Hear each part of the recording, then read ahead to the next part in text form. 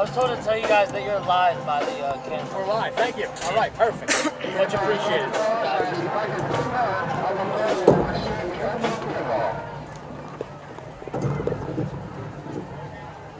on, I'm sorry.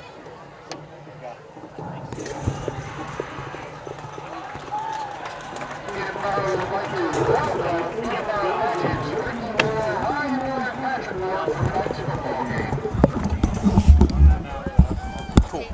I'm going to start. I can start? Yeah. All right.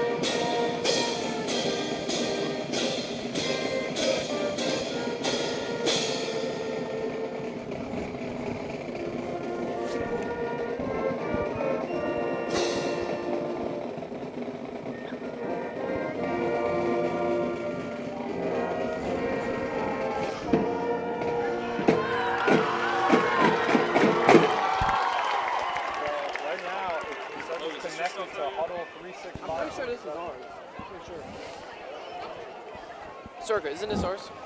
Yeah, I think. Yes, Brady. Brady. Where's the iPad? Isn't this ours? Yeah, this one's ours. Where is it? Where is it? There's there. Where is ours? I just got it. My bad. No, you're good. I just got it. Is this you guys or this That's us.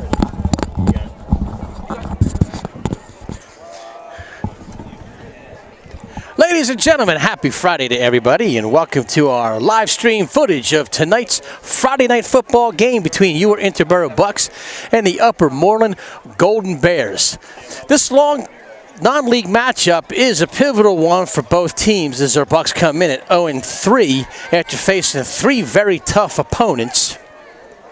This is their first game that isn't part of that gauntlet from the beginning of the year. Strathaven and Plymouth Whitemarsh and Westchester Ruston. Opening kickoff taken back deep, and number 9, Jameer Williams, stacked up at around the 10 or 11 yard line. So a good play by the special teams after the muffed kickoff return.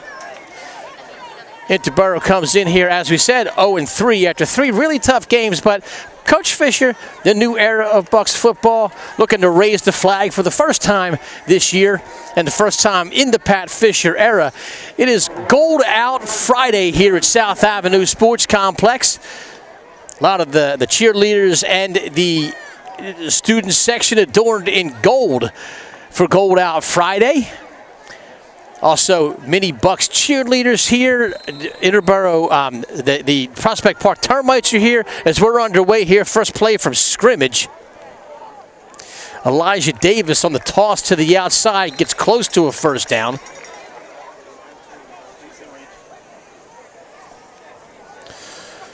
Lloyd and others in on the carry, or in on the tackle. So it'll be second and about 2. As we're underway here at South Avenue on a nice Friday night. It's not too different from the last time we talked 3 weeks ago.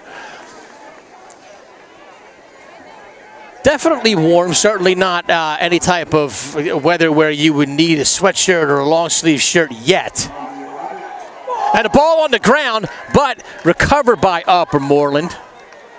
So Upper Moreland a little bit shaky in the beginning with ball control. That's Justin Valentine. But they still got the first down as Valentine not only fumbled, but recovered his own fumble on the play.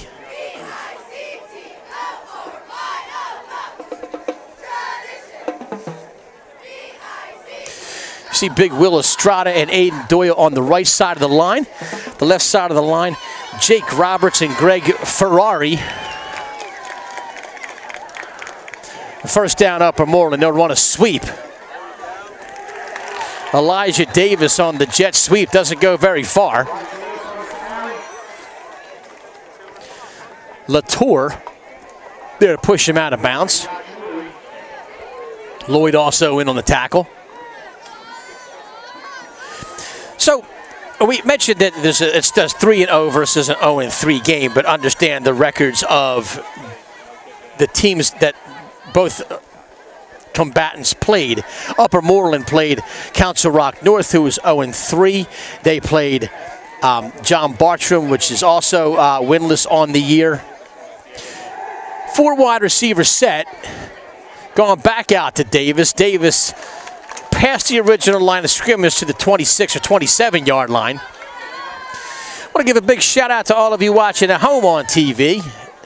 Whether you're watching on your phone, whether you're watching on an iPad, or if you hit the AirPlay and are watching on the big screen, maybe you're out at the local tap room enjoying a few cocktails or mocktails, having some dinner. We thank you for spending part of your Friday night with us, even though the Phillies are in the midst of like a pennant race and they're playing the second place Mets. So maybe just, check us out, set up 2 TVs and watch the Phillies and us. We promise to be as quick as we can here. Snap over the head of quarterback. Ball on the ground.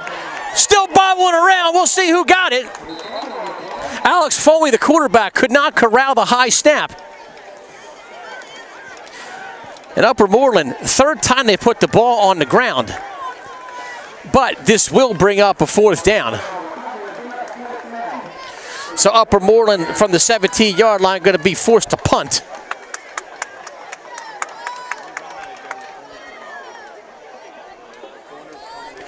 Finnegan back deep. He's the only man back.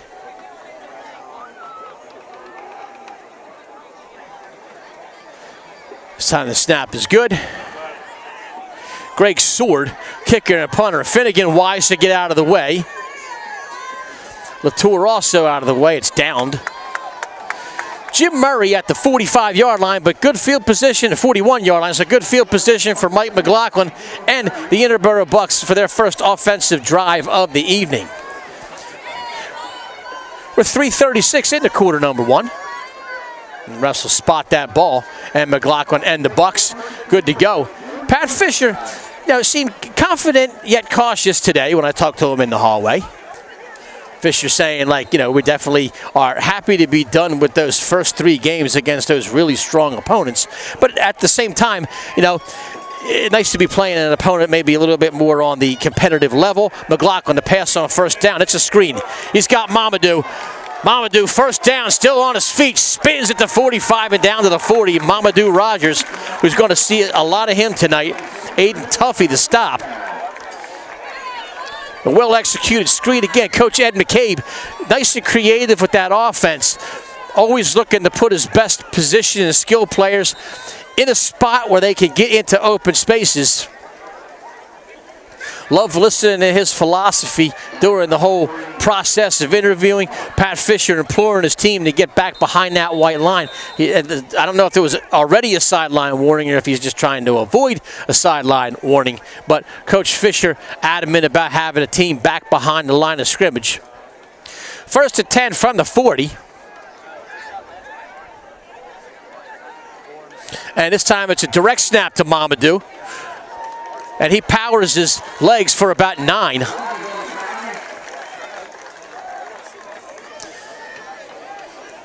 And you don't see a lot of wildcat coming out of the Bucs playbook. So again, new coaching staff, new era of Bucs football. Offensive coordinator, play caller Ed McCabe says we're going to get Mamadou the ball, and refs generously give a first down. I think that may have been a little bit of a friendly spot for the Bucs. Mamadou single setback. Your man in motion is Barr. Welcome back, Anthony. Back to South Avenue. Mamadou again. Mamadou cuts inside.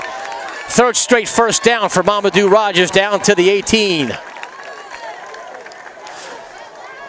After the ball hit the ground and squirted out, Justin Valentine believes he had the ball, but referees are not buying that.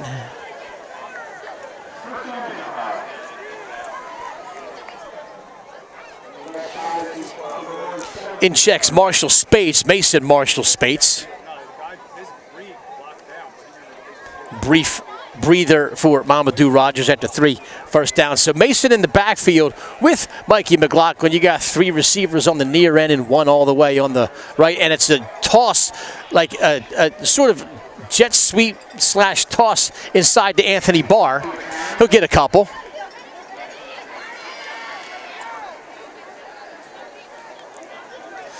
So Barr was in motion like he would run that jet sweep, but instead of running it that way, McLaughlin took the ball from center and like sort of underhand pitched it to Barr.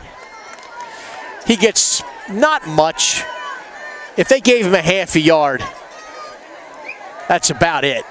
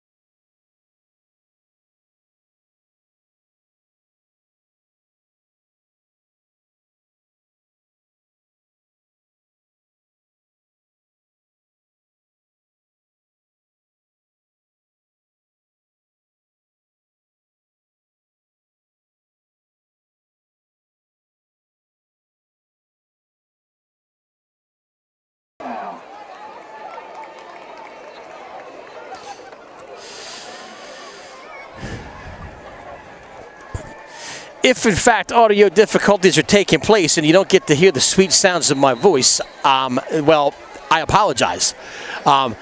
Sometimes these things happen. We're hoping to resolve these audio difficulties as soon as possible. Sword with the kick. Makes it 8-7. We're good? We are A-OK? Basically, what? One of my, it was maybe a minute or two. It wasn't long because they heard some of it. So, yeah, our viewers are texting in on the free text line saying, yeah, we have no sound, but we had sound, but now we have sound. I went to go turn off the scoreboard. No worries. So we have sound again. So, again, if you didn't get to hear some of the calls from earlier, especially on Lloyd's touchdown, boy, I don't know if it was, my greatest touchdown call ever, but it was sure as heck was a great touchdown catch, and the catch was probably better than the call. Hopefully we'll have some more touchdowns, some more action here. We're just, 8 minutes, 34 seconds into this game. We've had 2 touchdowns. Lloyd, 18 yards over the middle. And then Hughes for Upper Moreland. They'll kick off from the 40. It's Sword again. He handles the kicking, punting, and place kicking duties. And Upper Moreland with a real nice drive to kind of answer back. And Sword rips one into the end zone, and that'll be a touchback. And I got to tell you, sometimes the kicking game in high school is a little bit understated.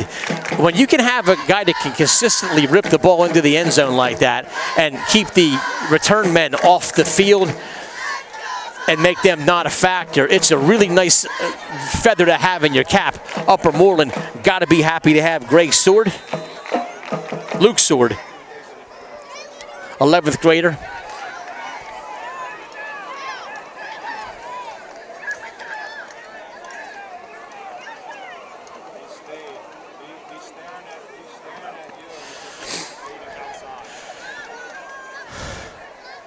So my ubiquitous clandestine informants have notified me that sound is back on. I appreciate it. We're back to live action, and we're back to Mamadou for a couple.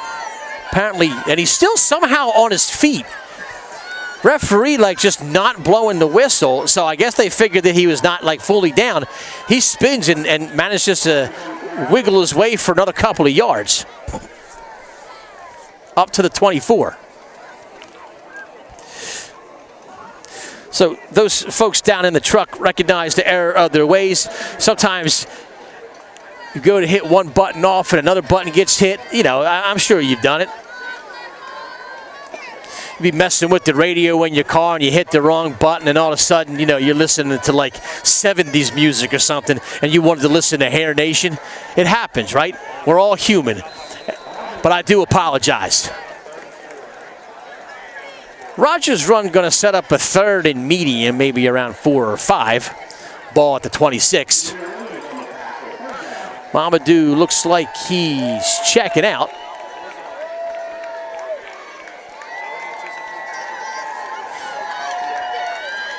McLaughlin with the play.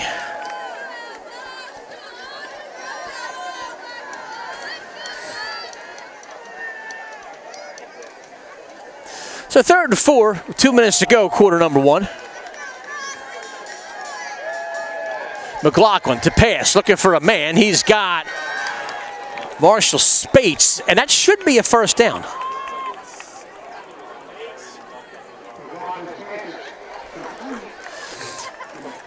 So Mason with the nice job got ran out and ran just far enough to get to that first down marker, which shows good awareness on the part of young Mason Marshall Spates. He turns around, ball right there from McLaughlin, and a first down.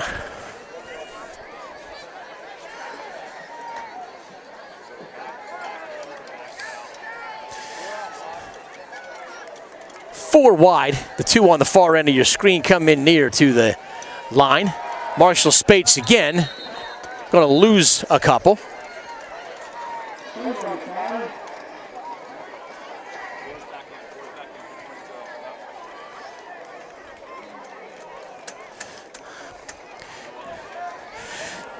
So those of you maybe not, who really only watch games or maybe keep an eye on Interboro football from afar or from the Delco Times website, but you're not necessarily in the know. The main ball carriers and the main backfield for the Bucs, I'll get to this point in 1 second. Wide receiver screen outside. Mamadou past midfield until the 45-yard line. A wide receiver screen. Well conceived over there. Eagles run a similar play where you just kind of overload the left side of the line. And that ball from Mikey McLaughlin got just past the outstretched fingertips of one of the defenders from Upper Moreland. Flag on the play, so it looks like this great play is going to come back.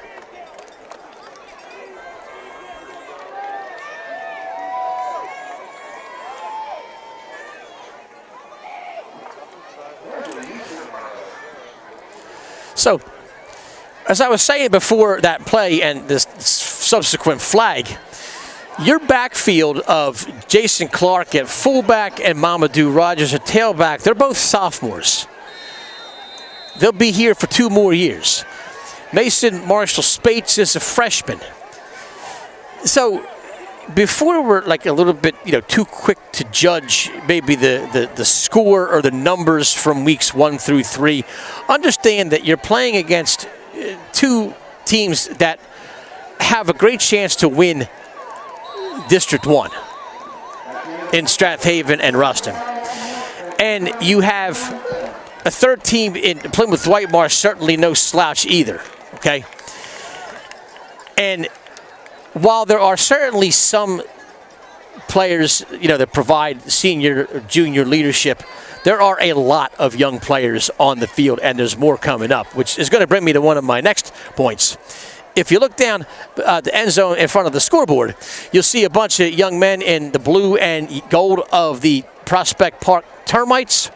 That's the local feeder program, and it is official visit night for the Prospect Park Termites, which is why you see certain kids that are on the field, and I'm guessing they have to rotate. They can't have the entire Prospect Park Termites team on the field, but some get to serve as sort of like student managers. Some get to sit on the sideline, while others are back of the end zone. And I have to really compliment Coach Pat Fisher, as well as Prospect Park coach Rob Moyer, for coming together and kind of forming like a merger, if you will, that this is the pipeline. This is where the Bucs are going to start here with the Prospect Park Termite program. And the fact that these young guys are here, I'm sure that they look at these kids. I look at them every day, right? And they're just high school kids to me. Most of the time I see them in street clothes. And yeah, on Friday night they look big and bad. But to these young kids, these football players probably look big and bad all the time.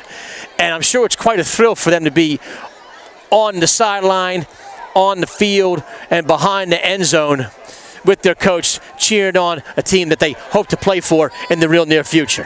Mamadou on the pitch, looking for a lane. It's going to be 3rd and really long, 3rd and about 17 or 18. As we get into quarter number 2. We'll start getting into some sponsors as well in the not too distant future. Sponsors in a different location this time than last time. Not exactly sure what prompted either change. I think the sponsors not being on the field is because the huddle cam is down there with, on the sidelines now.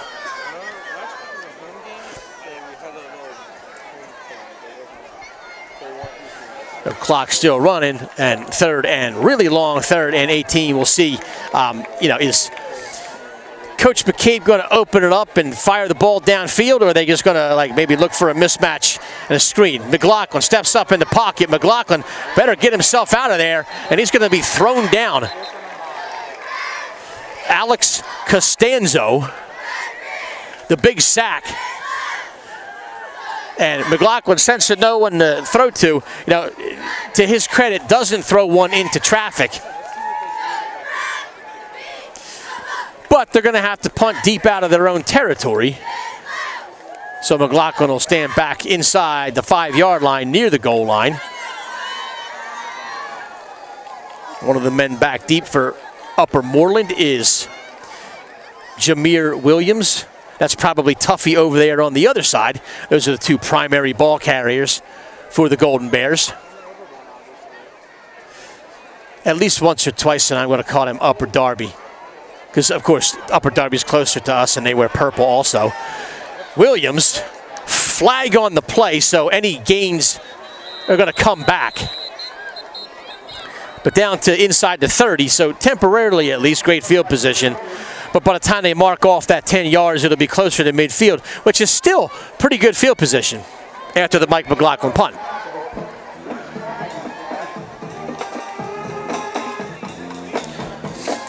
And now the interesting thing will be, does Upper Moreland decide to keep putting the ball up in the air as they've had some success? 2 long plays, including a touchdown toss. Do they kind of just use the running game as a setup for the passing game? Or is it going to be like, you know, straight to the air for quarterback Foley? 46-yard line will be the line of scrimmage. 10:02 to go. Quarter number 2, on which really turned out to be a lovely evening here at the South Avenue Sports Complex. I am now kind of glad I wore long sleeves. But I'm even more glad that I'm standing next to Noah Devaney. That makes me even happier. Josie Dow downstairs in the truck, running things tonight. Big pressure from Estrada. And ball intended for number 3, Frankie McDermott, who was the recipient of a long touchdown pass.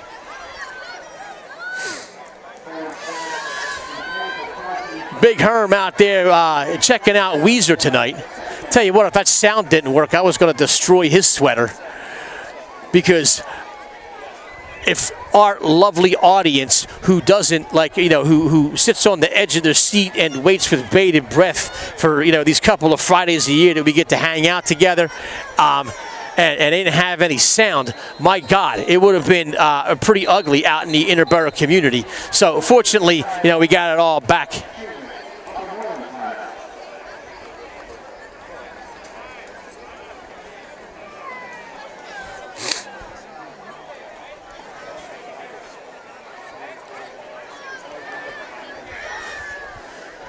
.9:53 to go. 8-7 lead in favor of the Bucs. Is 2nd and 10. Timeout on the field from the 46-yard line. New merch drop today down at the football auxiliary. Shirts say, "Raise the flag," which is the new motto of the Bucs football program. I was kind of looking for it in hoodie form. So if any of the decision makers are you know, listening, put that on a hoodie, man. I'll totally buy one. I got enough T-shirts to go like a whole year and not repeat. I mean, I have a lot of hoodies too, but you know, for sure, man, put that on a hoodie. Bucs cheerleading team also with some sweet merchandise.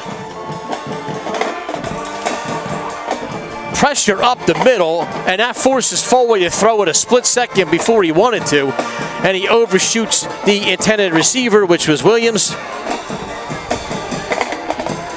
So 3rd down and long.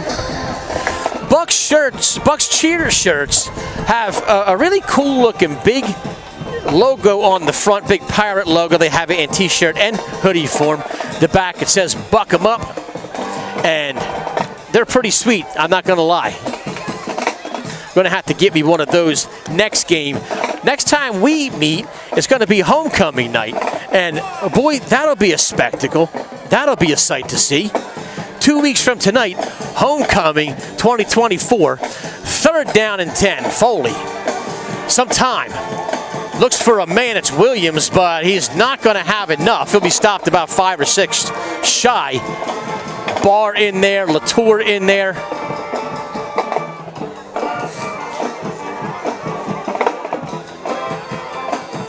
Got Neese in there.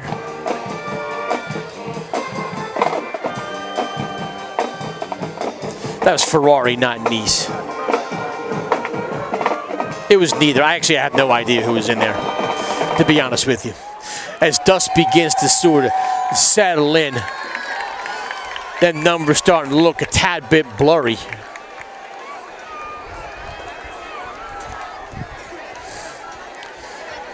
Fourth down. Upper Moreland going for it. Is this an effort to draw him off sides? No. Foley rolls out. Foley has pressure. Will he run? No, he floats it up, and he's got a wide open man. Wide open inside the 10 to the 5, and I don't know. That might be a touchback. Referee saying that he was out of bounds at the 1. Bucs coaching staff is thinking the same thing I was thinking, that did the ball go out? It was Hughes who caught a touchdown earlier, and the ball, like, I thought went out of the back of the end zone, but then again, like, the referee was standing right there and had a much better vantage point than I did. So really an opportunity to stop him on 4th and 6 squandered. Hughes with the nice catch. This is Larry Hughes. Tuffy on the carry. So you saw Brody Hughes earlier. This looked like Larry Hughes. That looked like 16 that made the catch.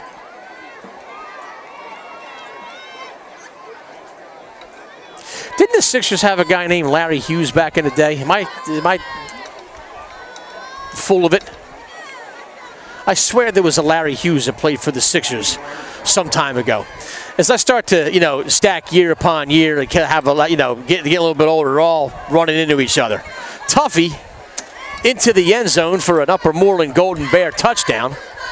So a promising start by the Bucs, and now they're going to have to play a little bit of catch-up. Luke Seward out there for the point after try in a second. 13-8 for the time being with the extra point pending. On the hold, Travis Quirk, he's a receiver. So you always get somebody in there supposed to have good hands. And Seward boots that almost over the fence. So 14-8 in favor of the Golden Bears. I want to give a special shout out to all of you up in the Upper Moreland area. I don't know if you have any type of TV coverage, and if you do, I don't know where they would be because I don't see anybody. So I'm guessing that if you are not at this game and you're like a big fan of Upper Moreland football, the only channel you could possibly watch that on is this one. Hopefully you're able to find us in the great big internet. But, maybe our athletic department shared the link with you. I have no idea. But, welcome to everybody, even the Upper Moreland fans. We hope you guys are enjoying the telecast so far. I imagine the folks up at Upper Moreland are enjoying it just a little bit more right now with that 14-8 lead. Back deep, you have Mamadou Rogers and Finnegan. Seward looking to boot one out of the back of the end zone again to keep it away from Mamadou. They kick it towards Finnegan, and it's stopped in the end zone, and that'll be a touchback. You don't see a lot of kids that can drill it into the end zone on the fly, off a tee. I mean, I'm sure that the coaching staff at Upper Moreland know that they're sitting on a gold mine with a kid with the kind of leg that Luke Seward has. Not to mention, most of the time, like a really long field goal in a close game, at the end of the game or the end of a half is kind of unheard of. With this kid's leg, it's probably not completely out of the question that if Upper Moreland has the ball at the end of a half, at the end of the game, and they want to try and snag a few more points, that they don't mind taking a chance on missing a long field goal. McLaughlin to Mamadou on the handoff. Upper Moreland wise to the game.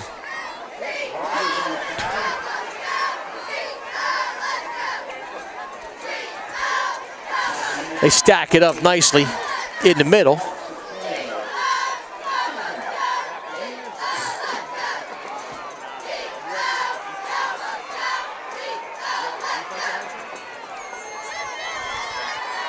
So 21 will be the line of scrimmage. We got about 7 minutes to go in the first half.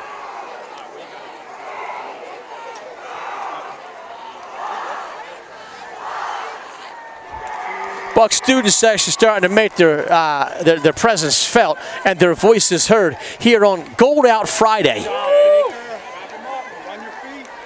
Another one behind the line of scrimmage, so not going to be another 3rd and long. I don't know that the gold out thing, for some people it's stuck. I saw a couple of especially young ladies as they walked in that are getting all gold. I've seen some people went like overboard with the gold, but certainly not everybody. It would have been cool to see a little bit more gold. Heck, I'm even rocking the gold tonight. But that said, it is a very nice looking student section over there.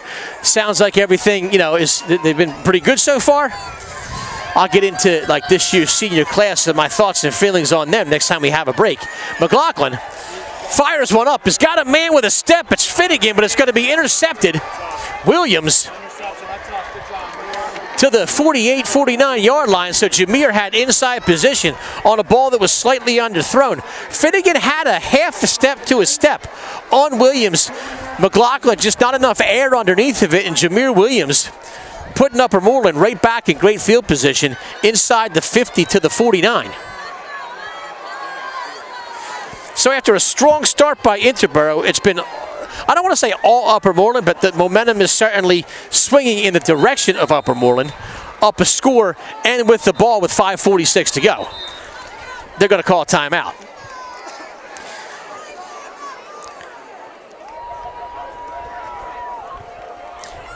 Adam Beach, head coach of Upper Moreland. I don't think it's the same Adam Beach that was in Law and Order, probably a different one. But nonetheless, Adam Beach is the head coach of Upper Moreland. They call timeout with 5:46. And I guess we can start looking at some sponsors. Now, you know what? We're going to get to those sponsors in a little bit. Last time we talked, I had met hardly any of the seniors. I knew a few, especially some of the football guys. But this class of 2025, every year I think I say this, but and there's no doubt we are still in the honeymoon phase of the 2024-2025 school year. But I have really taken a liking to this group of seniors, through just 9 days of class. But I want to give them a shout out. I see so many of them here at the game, and just as many participating in the game as a player, a cheerleader, or a marching band member. And that ball to Tuffy inside the 40 to the 35. But I have thoroughly enjoyed the company of this class of 2025. Had a chance to speak to a few of them before the game, before we were able to go live on the air, where Upper Moreland, with 5:20 and counting, has the ball knocking on the door again inside the 35 to the 34. Fisher with a timeout call. And Fisher does not seem happy. That was a purposeful walk. He walked out there. He looked like he was, late to hall duty or something. And he's shaking his fist. He's imploring the team to do better at whatever it is they weren't doing good about.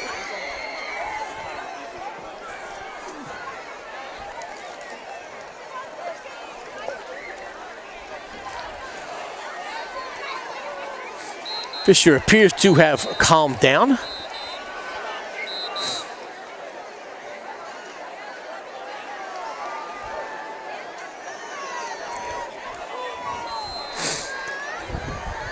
I'm going to have Josie run him down a Red Bull. That always makes me feel better. Pitch out to Tuffy. Tuffy still on his feet. Not exactly sure where he went out of bounds. We'll wait for the umpire to make that call. They'll spot it around the 35, so a nice enough gain. Cheer team over there urging the student section to stand up and make some noise, and they oblige. It's a 2nd and 6. Foley on the screen. Seems well designed as blockers are downfield, and that's a first down.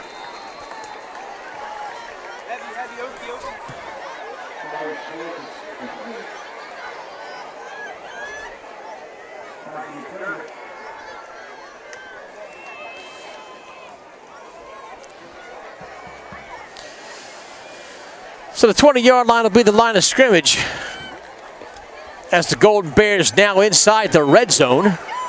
Power I formation behind quarterback Foley. And good job by the center of that offensive line to make the stick.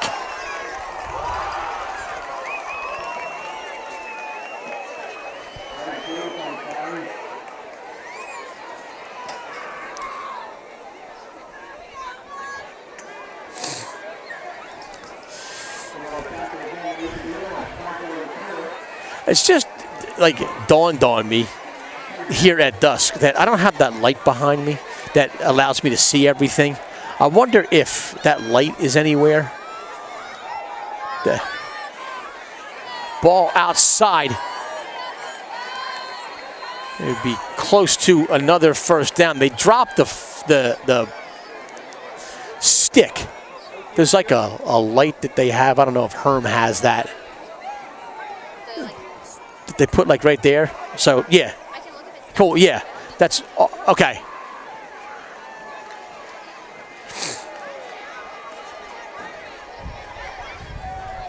Third down and 1. Once again, power I goes to one of the up men. That's Valentine. He'll get a first down. So first and goal. I remember being a kid and reading my Bible, and early on in the book of Genesis, the main character, God, said, "Let there be light," and shortly after that, light appeared. I apparently lack those godlike qualities to just make light appear, which is, you know, unfortunate because I really would love it if I could see up here. I'm going to bring my pole lamp from college next week. That's all good. That's all good. Yeah, we'll find one. Bucs call timeout with 2:21. So a player a little bit slow to get up.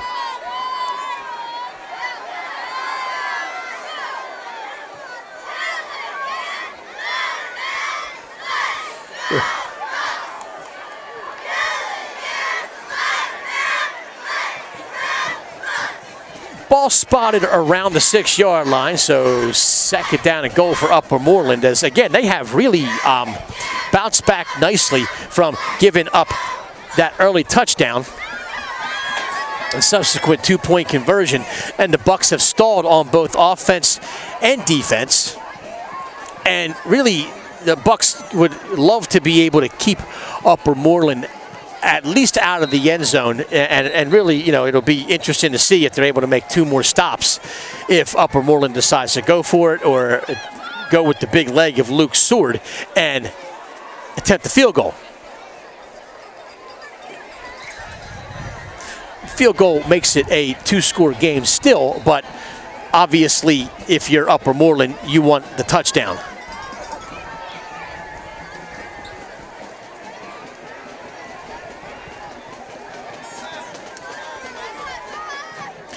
Six or 7-yard line, the line of scrimmage, the flags are down. It is goal to go.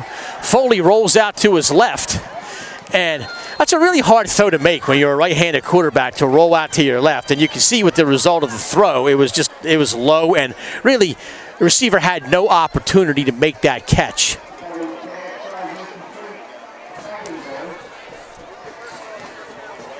That looked like one of the Hugheses.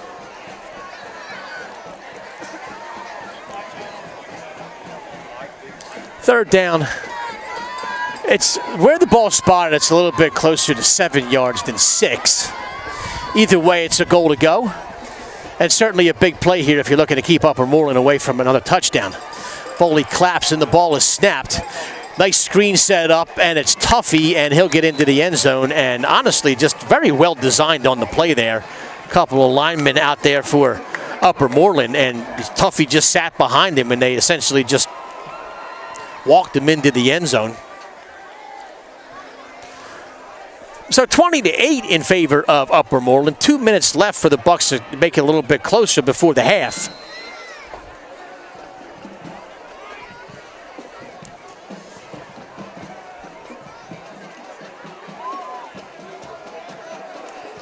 Blocked.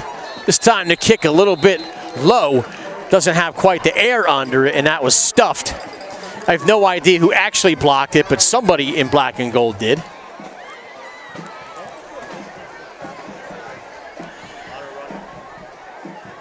Bucs marching band warming up for the field show.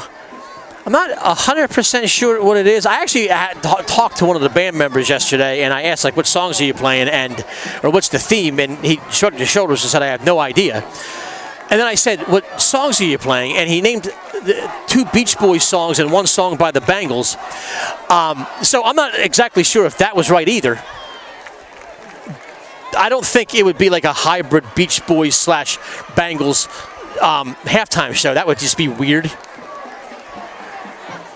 So I'm thinking it was probably, it could be the Beach Boys.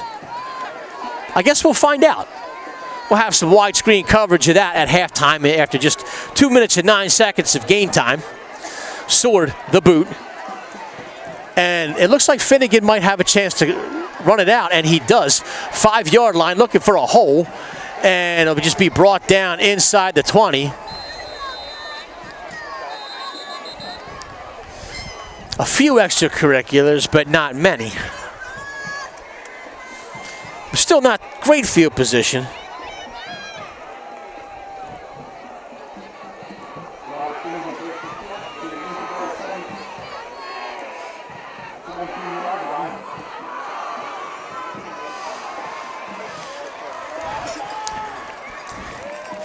Just on the off chance that you're, DVRing the Phillies game and watching this game, because that's totally something I would do if I wasn't already here. I'm not going to tell you the Phillies score, so you're welcome.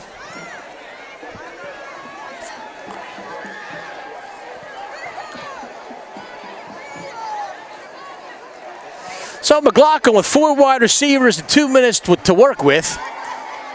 Screen, oh man, almost intercepted, and a good job, a nice play there by Alex Costanzo, who's been a real thorn in the side of Mike McLaughlin, already with a big sack. And Costanzo just like leaps up and smacks it down. Listed here at like 6'2", 6'3", something like that.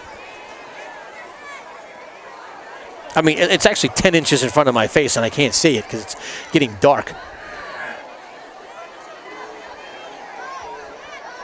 Maybe a press box light will be part of, that'll be like phase 12 of the renovation project. McLaughlin in the shotgun.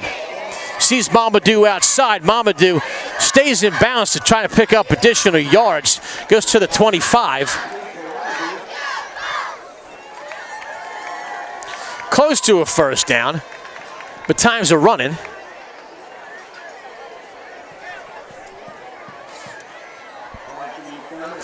We haven't hit urgent mode yet. The Bucs not like going to waste, or not say waste, but use one of their remaining timeouts. And they're not hurrying to the line either. And maybe part of that process is like, well, if we don't get the first down here, you don't want to preserve any more time for Upper Moreland to maybe go back down the field. It's only a 12-point deficit right now, so we're still in that manageable phase. And Rogers stacked up for a 5-yard loss. So it's kind of like, building to a crescendo there, hoping for a big finish. And there was a big loss. So Upper Moreland takes that timeout.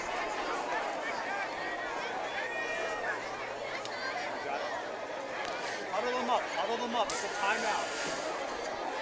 It's a timeout. Huddle them up. 22-yard line is the line of scrimmage for 4th down. Mikey McLaughlin will no doubt punt it away with 56.4 seconds to go in this half.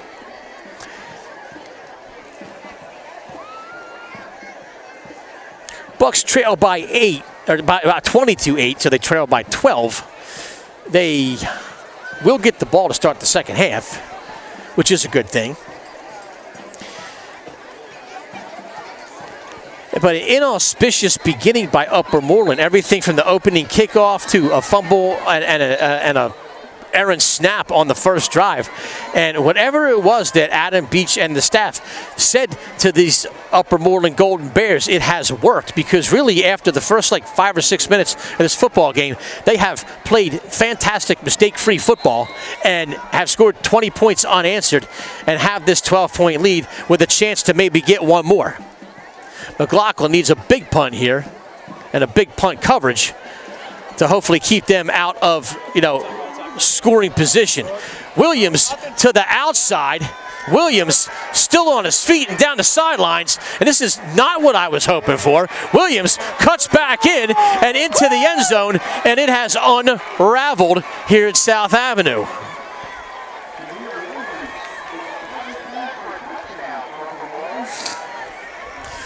And that is just when the special teams coach draws up the punt return, that's what they do. They go towards the team bench and set up that wall, and essentially that is exactly what they ran.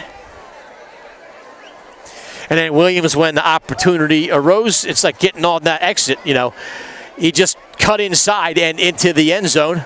A little bit of a spike there for good measure, and it's 26-8 with Seward's extra point. Flag on the play. Some angry motorcycle guy zipping off into the night.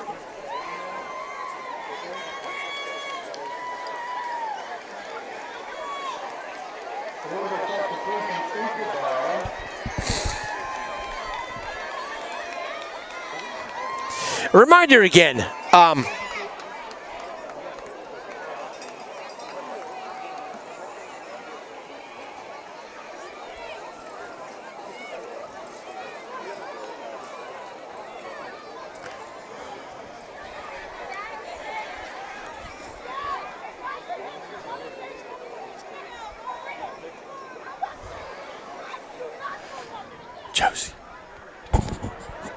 Josie.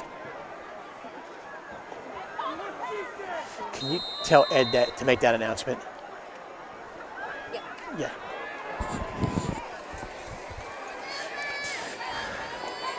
So, Bucs-a-thon, in the event that you're here watching the game and listening to the sweet sounds of my voice as we watch this game, and you're here, I just want to let you know, I've already plugged the Bucs cheerleading and their fresh new merch, and Bucs football and their fresh new merch. And there's actually somebody back there selling ramen noodles, which I don't necessarily need tonight, but in a couple weeks, when it's a little chilly again, the ramen noodle at a football game idea is just an absolute work of art. Because I don't care how bougie I think I am, I love me some ramen noodles. Especially have you the new ones that you just put in the microwave. You don't have to boil the water and pour it in. You can just pop it right in the microwave. They got this beef flavor ramen. It's like eating in a fine restaurant. The same to me anyway. But the reason that I even started this conversation is that Bucs-a-thon is having a fundraiser down there among all the merch stands down there, and they're doing a fundraiser for Chops, so make sure that you check that out. There's, I think, a little bit of a raffle going on, but I just got that message from Principal Better, and making sure that they're going to have that. All right, Mamadou with a little bit of a lane up to the 30 to the 32. 28.4 seconds left. And a 19-point deficit.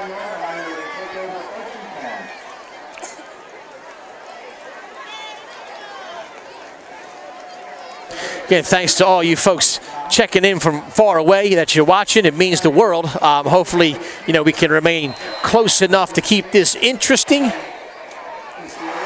Maybe, one TV on this game, or maybe your phone or iPad on this game.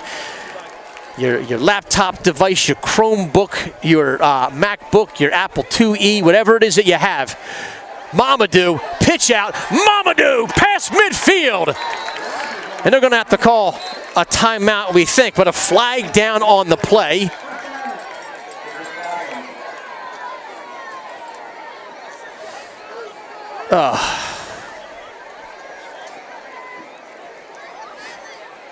This is like when it's Christmas and you see the shape of a box and you feel the weight of a box and you think it's like a really cool gift. Like one time I thought I got a Nintendo and it was a shoe shine kit.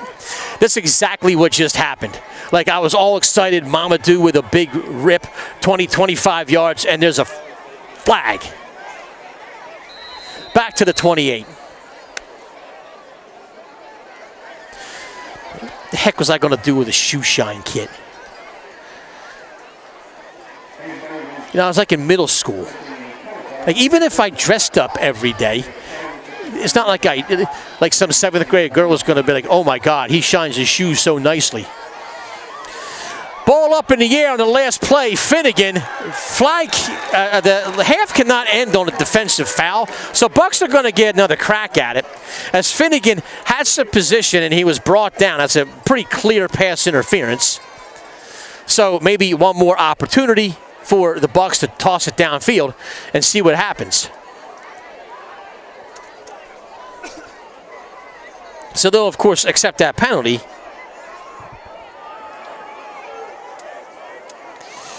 Malik Rogers with the offense.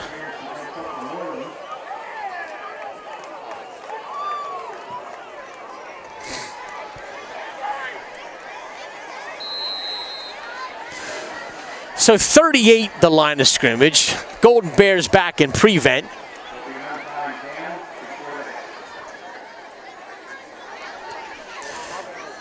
So you heard Ed Barrar in the background. This is an untimed down. But should, there be a touchdown, they'll obviously kick an extra point or another penalty. They'll just keep playing until we have a penalty free. Mamadou pads his stats. First down on the carry, but that'll do it. We're halfway through the game. We have another half to go.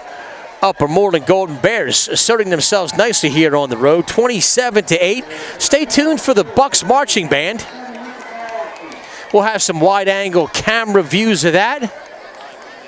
Hopefully the hot dogs are done at the snack bar. And I'll be back in a few minutes.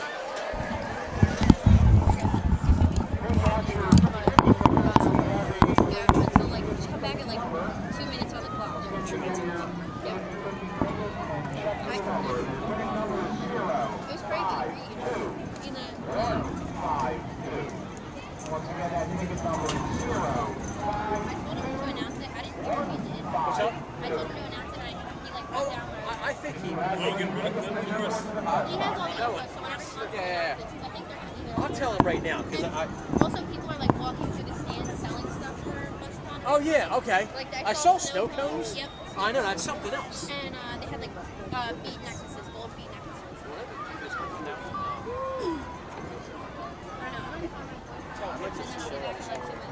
Do the best I can. It's a better content, man.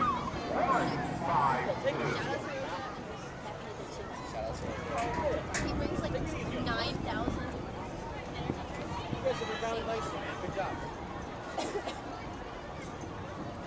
Stepdad works for everyone. He can have a good case. Whoa, look at that. Bad.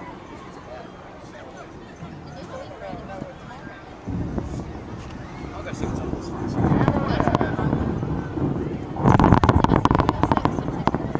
Yeah, they all go good. I think I might have to turn off this thing, but I don't know. I should have asked that. I should have questioned. I don't know if it might be sure. Wait, what? If we were talking really loud, it might be right now. Yep. Because it's not. But I don't know if I have to leave it or not, because I have to, so I don't know.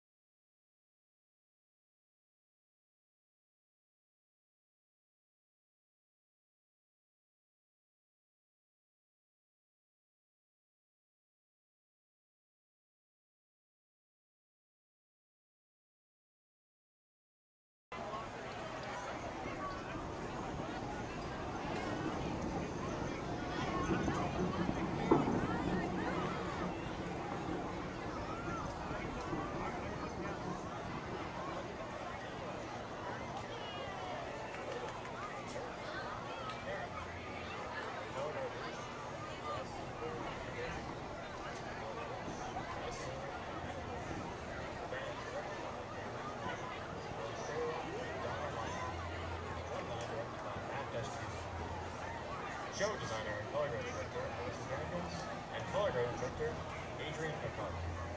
We are proud to present this year's show featuring music from the Beach Boys. This year's show will open with I Get Around, followed by our color grading feature in My Room.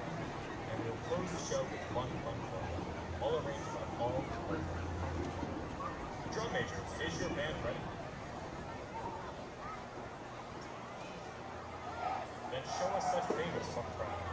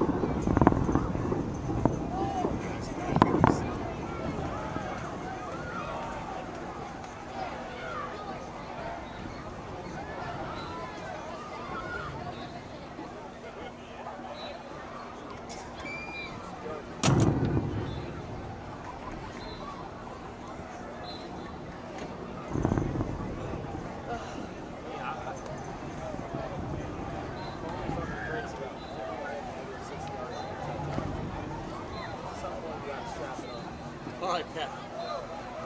Do you want my phone as a flashlight? I'm not using it. No, it's all good. We need a big crew in the third. No kidding. Like 14 points at least.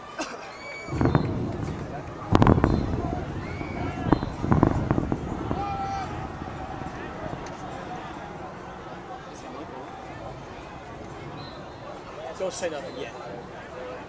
It's but it's like ambient. You see two last night? Scary. Dude, his career is good. Yeah, no kidding. Dude, they need a quarterback because my dad's a Dolphins fan. Oh, okay. We're both Dolphins fans. I understand. Oh, he's a big Dolphins fan. I'm like, but he's like, they trade for Justin Fields. Yeah, the team. Because, what's the name? Why should I?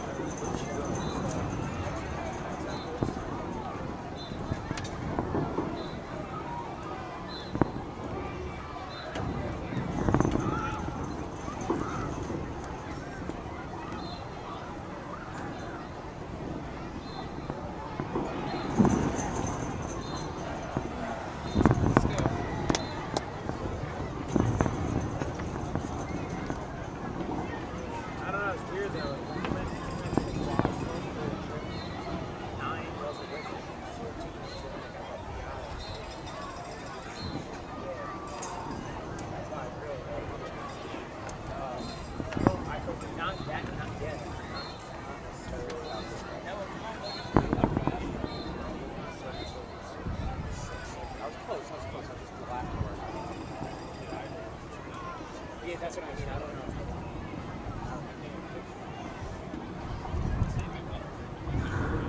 Well, yeah, that's what I think. That the safety, they're trying to go one over the top.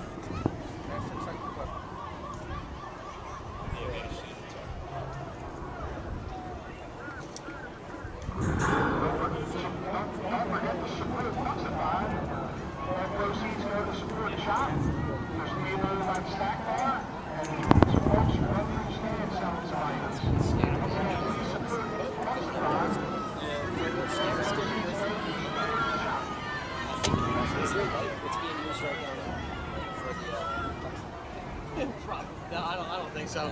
No, I think it was like here. It's a smaller thing. It wasn't the best. It's all good. I guess I should pick on back on the year. Tell her to her. Oh, we okay? Okay. Me too. All right, man. The folks down in the truck tell me we're back live again. So that's pretty cool. Third quarter action here at South Avenue Sports Complex. 0-3 Bucs looking to avoid an 0-4 start, down 27-8. Luke Sword set to boot it from the 40-yard line. Back deep you have Mamadou Rogers and Robert Finnegan, and they kick it away from Mamadou. A wise decision. Finnegan from the 5. Finnegan looks for a hole. Finnegan up the middle. Finnegan with some room. Out near the 40 to the 37 or 38-yard line. Hopefully a sign of things to come for the Bucs. Nice big hole opened up for Rob Finnegan. He'll stay out there on the field.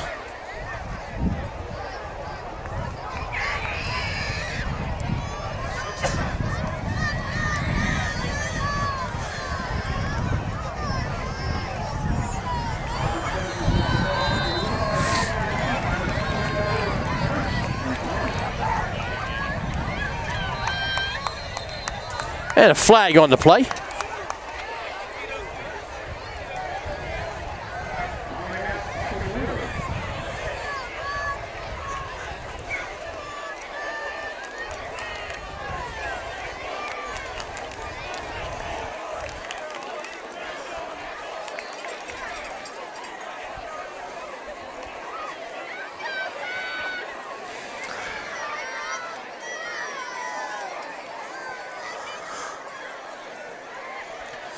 So I guess refs trying to sort out. There's a timeout on the field for something. I don't exactly know what it is. I don't think anybody called a... Our players are being whistled back, so I have no idea actually what that was all about.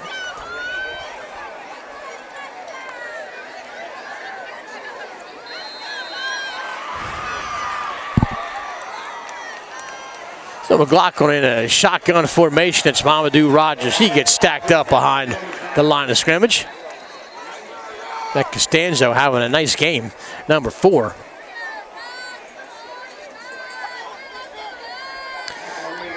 Down at field level during halftime, and I'll tell you what, I'm glad that I am up here and not down there. It is like so many bugs and stuff down there. I mean, I guess it's the season, you know, for that. Like so many mosquitoes and bugs. I was getting like eaten alive down there.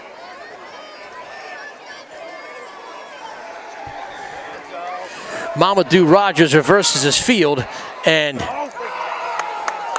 that was either going to be the greatest run in the history of high school football or an 8-yard loss, and it ends up being the latter.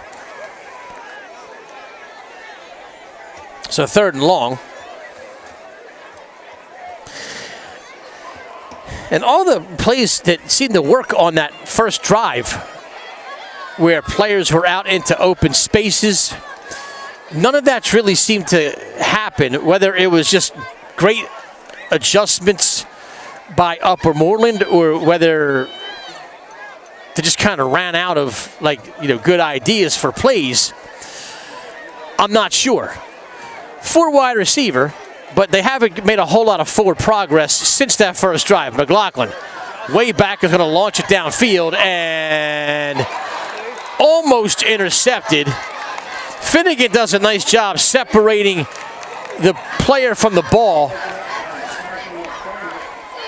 One of the Upper Moreland players, like, a tad upset, but to be honest with you, Finnegan did exactly what he was supposed to do there. Ball was going to be intercepted, and he drilled the guy and kept it from being an interception, and at least gives Interboro the opportunity to punt the ball downfield.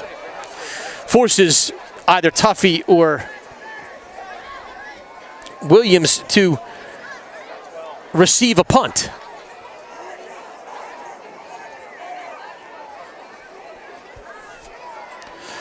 Little bit of a high snap, corralled nicely. The kick is high and end over end. Takes a Bucs bounce, but Tuffy's going to grab it at the 30 and not be brought down yet, but then eventually brought down. It looked like Abasal with the tackle at the 31 or so.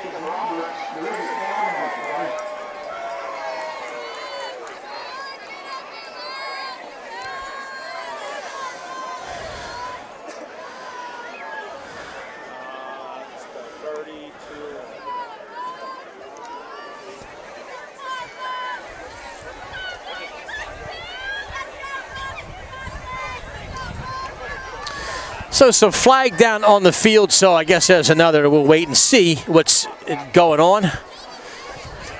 Wait for a signal from the official as to what the offense was.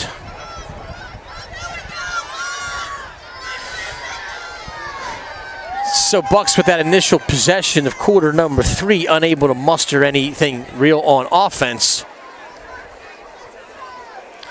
3 and out.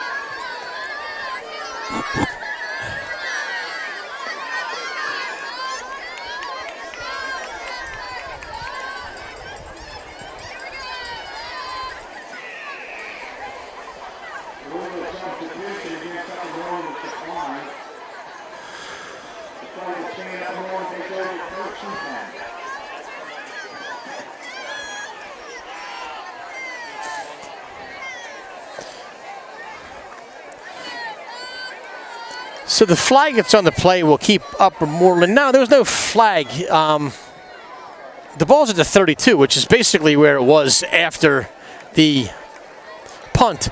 So after a somewhat lengthy officials conference, we're back to action. From the 32-yard line, Upper Moreland, their first possession of the third quarter. And they'll pitch it out to Tuffy. Flag on the play. Tuffy cuts back to the inside after he passes midfield to the 45 or 44, but I have a feeling this one will come back based on where that flag is thrown. Looks like it's in the area of holding.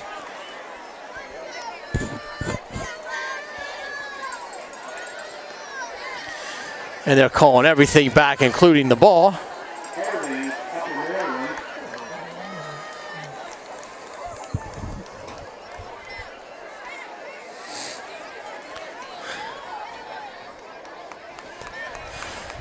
So holding the spot foul. We'll see exactly where the infraction took place, but it looks like it'll be back towards the 20-yard line or so once the yards are marched off. We'll put it back at the 21-yard line, so Upper Moreland with their work cut out for them here. Nice run by Tuffy, taken away by the flag. Clock restarts, 9:45 and counting, quarter number 3. Upper Moreland holding a 19-point lead. Thanks again to everybody who's checking us out on YouTube TV, courtesy of Go Bucs Sports. I'm Bill Soroka, here calling the second half at South Avenue Sports Complex. We're looking for the first win of the Fisher era, and it's not going well. Down the line, past the 50 to the 45, and a first down for Upper Moreland. Davis on that little screen.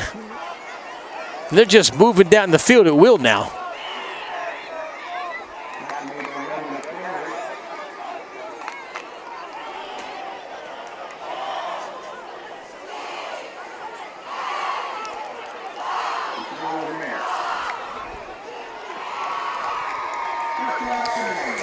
Although I got to hand it to the student section, there has not been like a lapse in their enthusiasm. They're still screaming and cheering over there, which is good. Tuffy outside. Tuffy first down, lowers his shoulder, looks for contact, gets it, and it's a first down Upper Moreland at about the 33.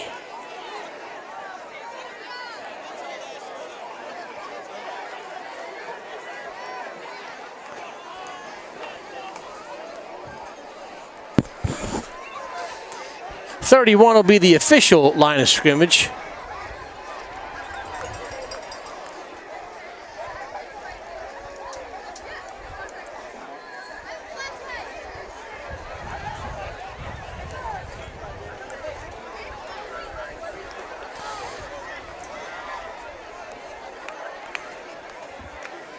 So Upper Moreland with 2 wide receivers, really 3 on the near side of your screen. Foley in that shotgun formation. He looks to pass, pops one over the middle, and it's caught. Again, inside position, and just a nice little throw and catch there. Hughes down near the 10-yard line. But I see a flag on the field, so again, maybe this is coming back.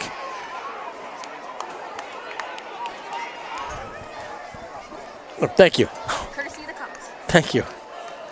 All right, man. Thanks to one of the local police officers, I got a flashlight.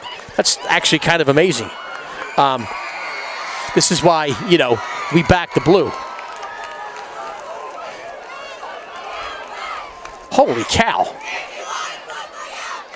I could actually affect the outcome of this game if I shine this on the field. Like, this is crazy. I just wanted to see this the sheet that I have in front of me. Holy cow. I could legit land a plane with this flashlight.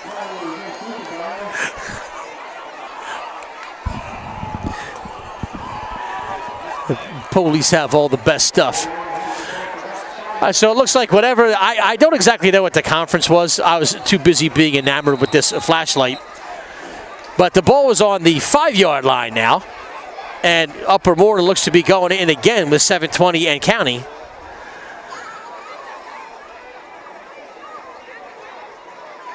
Not quite enough for the touchdown as ball carrier Valentine slips and falls at about the 2.5-yard line.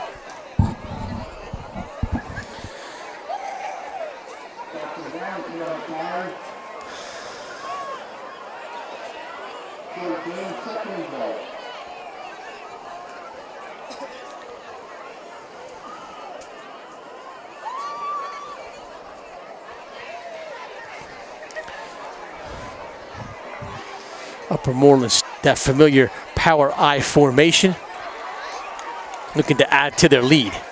Valentine, touchdown.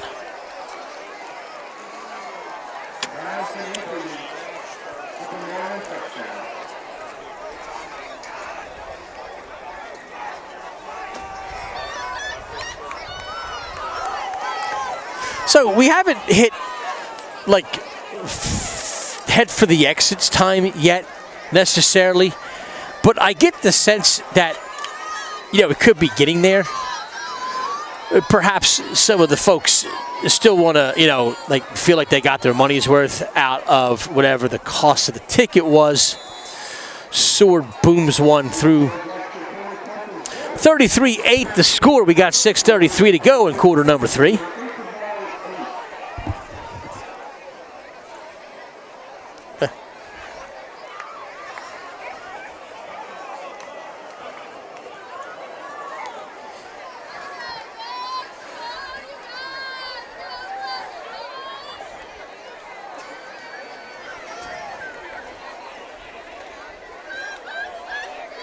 Now, the question that remains is, I actually don't know which cop set this flashlight up here and if he wants it back. I mean, I imagine he does. But I'm not going to go looking for him either because I really like this flashlight.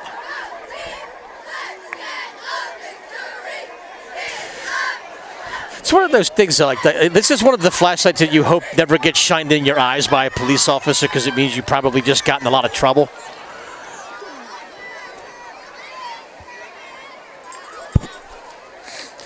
Seward from the 40-yard line. Bucs, I keep running out of things to say every time they kick off. Like, first it was like, hope to keep it close or want to get back in the game. Or, you know, now essentially, really, they're just trying to keep it from like a running clock. It's 34-8, so we're looking at a 26-point deficit. So basically, it's like, you know, another 10 points, and they'll start to run the clock, which, I mean, who wants to have that happen 4 weeks in a row?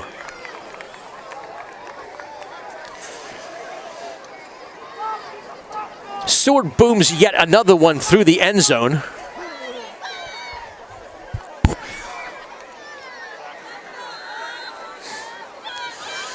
For those of you that are part of the Interboro family, I want to make sure and shamelessly plug Kaleidoscope on Monday.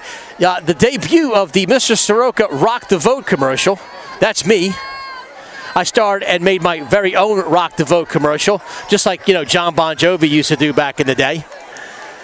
So that'll be debuting on Kaleidoscope on Monday. I think Andrew Herman, when he gets back from the Weezer concert, is going to, you know, put the final editing touches on that.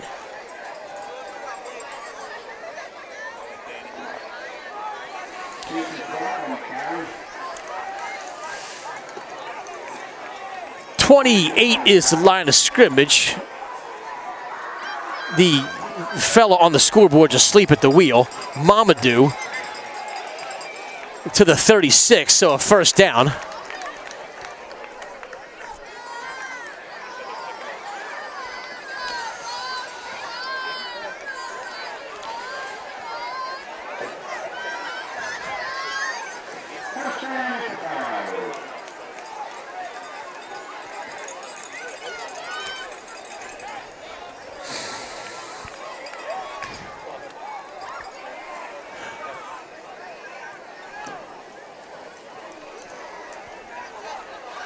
One of these next like pauses into action will start to get to some of these sponsors that are before us because they do pay their hard-earned money. And we want to make sure we get them mentioned on the air to our thousands and thousands of viewers.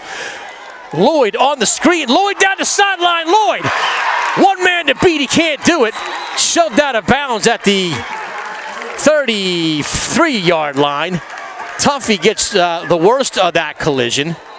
Still on his back, and I actually don't really like the way that he looks right now. He was moving his upper extremities, so that's, you know, a good thing. But he did run across the field, so like the hope is, you know, it's just a cramp or something. And really all I want to see is this young man get up off the deck. And the other good thing is that no one's like sprinting across the field to make sure he's okay. Which means that he's either okay or they have a really bad medical team over there. But he looks like he's, moving his arms and he's getting a drink of water. So I feel like it's just a cramp the way they're stretching him out. I hate to, you see that and you see like a kid flat on his back and you just hope that like everything is okay, because regardless of your affiliations and regardless of how you want the game to end, the last thing you want is some kid to get hurt real bad. Because this is the kind of sport, if you watch a Dolphins game last night, you can get hurt real bad. But it looks like they're just kind of stretching him out, and, I'm not going to diagnose him with anything because I'm not a real doctor. I'm not even a fake doctor like my wife. And when I say fake doctor, I mean, like not a medical doctor.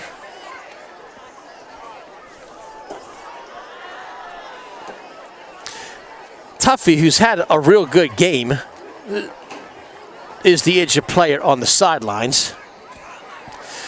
But a real nicely executed screen to Josh Lloyd, who one of the bigger gains on the day for the Bucs, and that puts him inside the 35. So really this is the first time since the first drive of the game for the Bucs that they've had any type of sustained pressure and been able to move into the other side of the field. So Tuffy is up and will walk off the field under his own power. And that is really the best news that you could hope for this evening.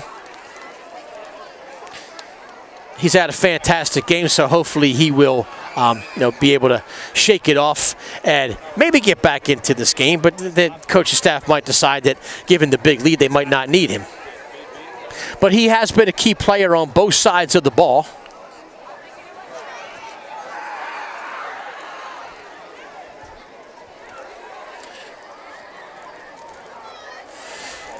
I'll tell you one more thing.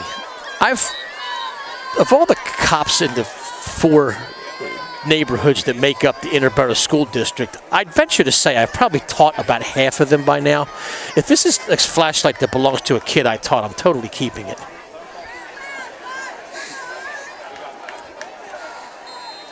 McLaughlin in the eye, 2 backs behind him, and this one's going to go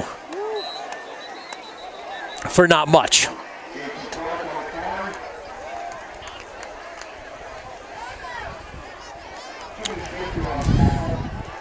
Clark, the young sophomore, stopped at the line of scrimmage.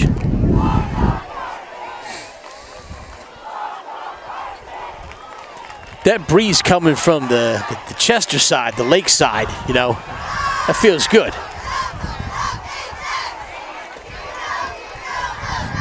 .420 in county, quarter number 3. Plenty of time left. 5 wide receivers. Wildcat formation. Now I was wondering, I was doing my math, and I'm like, how is there 5 wide receivers and a line and a quarterback? And that's what it was. It was a Wildcat formation. I saw McLaughlin over there, and I thought for a second they had 12 on the field, but it was just a Wildcat play to Mamadou Rogers. Picks up a couple, and it'll be 3rd down and 5-ish at the 30-yard line. We have beyond moved our way into 4-down territory.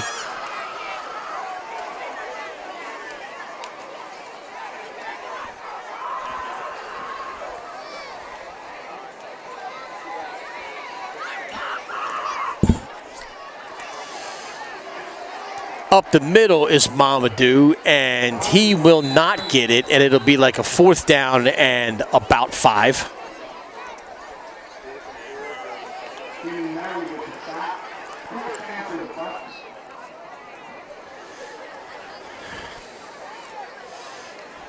And given really the inability the last couple of drives to make any type of defensive stop, this going forward on 4th down is a no-brainer and really pivotal. And with 15 minutes or so of game action left, we've officially entered into the territory where it would be like an act of God to come back and win this game. So now it's a matter of how respectable do you want to look? Pass outside to Mamadou Rogers, goes for a first down, and he's still on his feet, so he hasn't stopped trying. Well thrown ball by Mike McLaughlin. Flag on the play. Don't know if the rough stuff was on Upper Moreland or if that was on Interboro. Either way, it'll be a first down, and you just hope that one of the Bucs didn't do something dumb and drive them back. I'm trained in on the officials to see exactly what is going to be called. It was in an area where it was definitely a personal foul. Ref trying to figure out. Now they moved the ball all the way down inside the 10 to the 5-yard line. So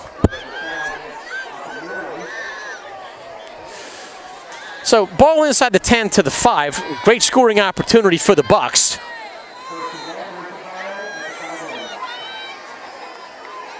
McLaughlin on the pitch to Rogers.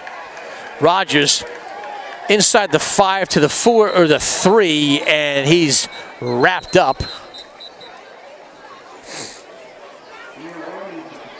And a lot of young men, on this kind of warm night, they're probably all getting bit by bugs down there too. So I'm sure they're getting a little chippy on the field.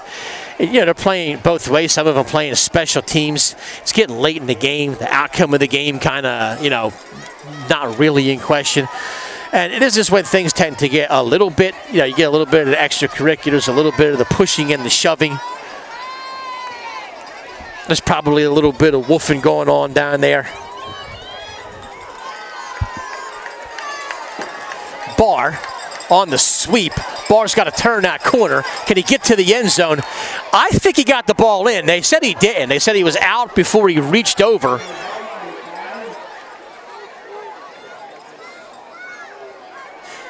That referee's positioning is far better than mine. So, who am I to say that Anthony Barr got the ball over the line before it went in, before his feet stepped out of bounds, or a part of his body stepped out of bounds.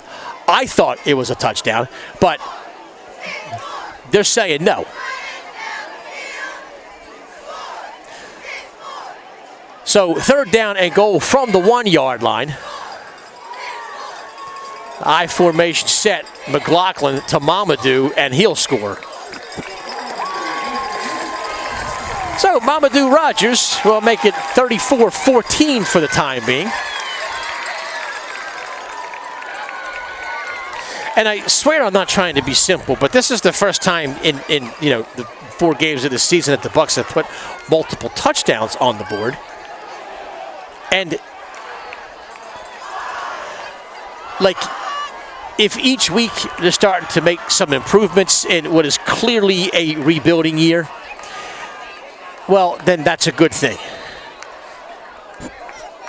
Lopez lined up, flag on the play, and if that's on Upper Moreland, then we'll probably have another 2-point attempt. So Coach Fisher says moving on up. He thinks it's on Upper Moreland. It is. So just like with the first touchdown, they're going to attempt a 2-point conversion from the 1-yard line.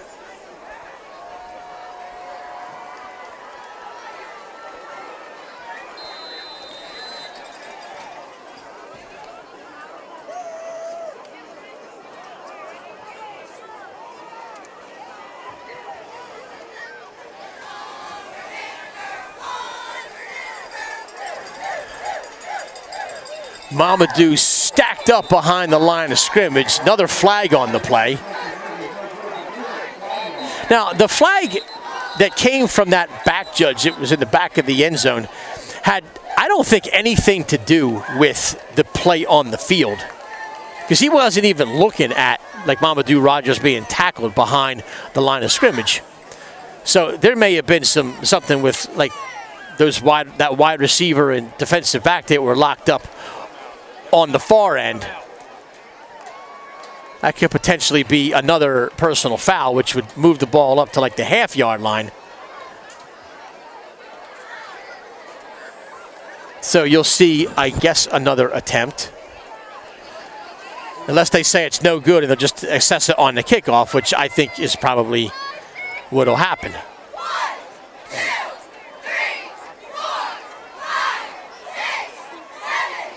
because they're taking the ball. So I think the call on the field is going to be 2-point conversion attempt try fails. And then they'll choose to assess the penalty on the kickoff.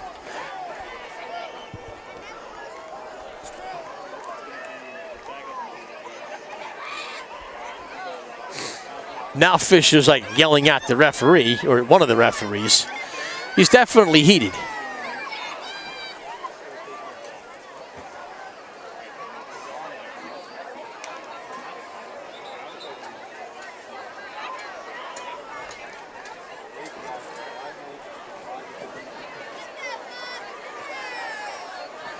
Oh, he's fired up.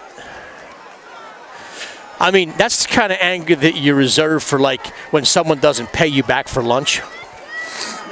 I mean, he's like pretty heated down there on the sidelines.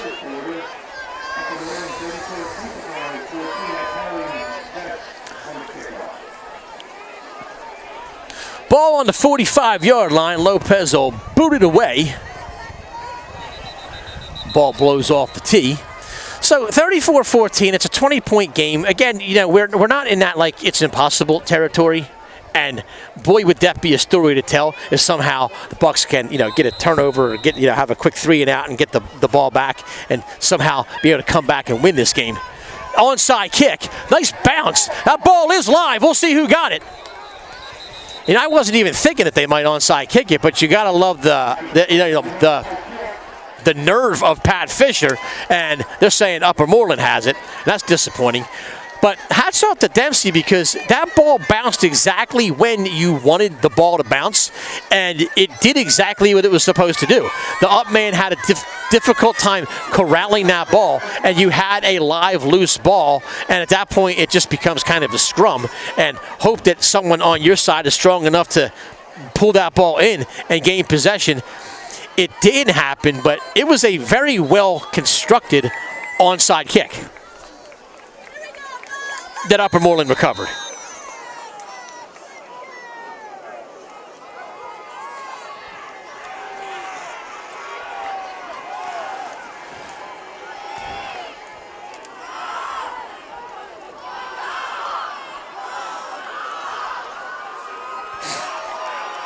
So simple, 2 wide and 2 backs. Davis, another flag on the play.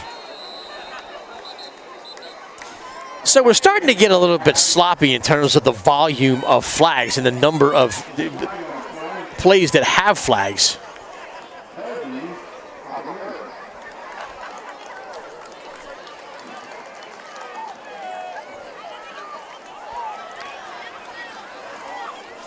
So another holding call as we approach the final minute or so of quarter number 3. If you're still with us, thank you. You know, this is awesome.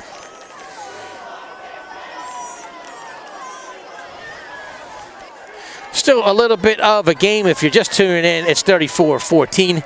Some of the bells and whistles that we have as part of our normal broadcast, they'll be back next time around. Next time we see and hear each other, it'll be Homecoming 2024 in a couple of weeks.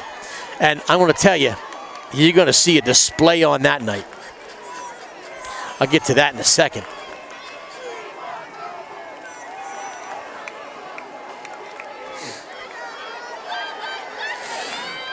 And nice job running forward by Upper Moreland. Catch that number, Valentine, who seems to be kind of like the power back. Got about 7 or 8 on first down. And you came into the broadcast saying Upper Moreland hasn't really played anybody, and that maybe explains their 3-0 record. But and you know, even though they're playing a team that's 0-3 in Interboro, 4-0 is 4-0, right? And if they can somehow manage to hang on and win this game, they will be 4-0. And that's got to instill a certain amount of confidence in the Golden Bears as they move forward through their league schedule. All right, we are 2 weeks to homecoming. I am fairly certain that most of the classes out there have completed their T-shirt sales. I know that my class, the class of 2026, the junior class, their sales wrapped up today. My good mate Bobby over there at Sneak Peek, I'm sure they're working away on those shirts right now as we speak. I'm sure. At least that's what we hope. And we'll get those shirts out to everybody in the next week or so as they come back. I think the freshman shirts are still on sale. I think the senior shirts wrapped up today as well, and I think there might be another day or so for the sophomore shirts. I'm not sure. Barnett, if you're listening, send me a text. He's at field level, though, next to the handsome one, Chris Long. The two of them down there, man, it's like looking at David Beckham and Brad Pitt sitting next to each other. You see him down there on the field.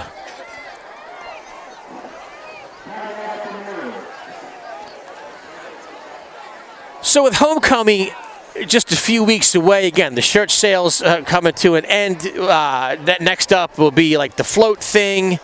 And then you have, I guess, probably next week they might be voting on the court. Wouldn't that sound like to be about right? So, a couple of lucky Interboro seniors will have their lives changed forever. Or at least, for the next week or so of their lives. They'll be on the homecoming court. And then, we'll get to the homecoming pep rally and those insufferable skits that they have. Yeah, I said it. And then at night, the real, to me, like the belle of the ball, man, the reason that we celebrate homecoming is that game at night. The parade up Trites and into the field. You will see a display of representation by myself and Joe Barrett that night, the likes of which you will never see before. We will handle the class congress. We will drive the float. We will circle the float. He will game manage. I will announce. We'll do the presentation at halftime. We'll get back to our positions and broadcast the second half and manage the game. We'll probably clean up afterwards. If I have a few extra minutes, I might conduct the band and call a few offensive series. I'll do it all that night, and you'll see it on display. But homecoming, definitely one of the better nights of the school year, of the calendar. Third down and about 13 for Upper Moreland as we're underway in the fourth quarter. That sneaky guy, Joe Barrett, man, didn't even tell me. I thought all day I was going to see him tonight. Because I was going to say, you want to go hit the gateway or something after the game? Nah, man. Persona non grata. Guy is nowhere to be found. I guess it'll be just Eva and I.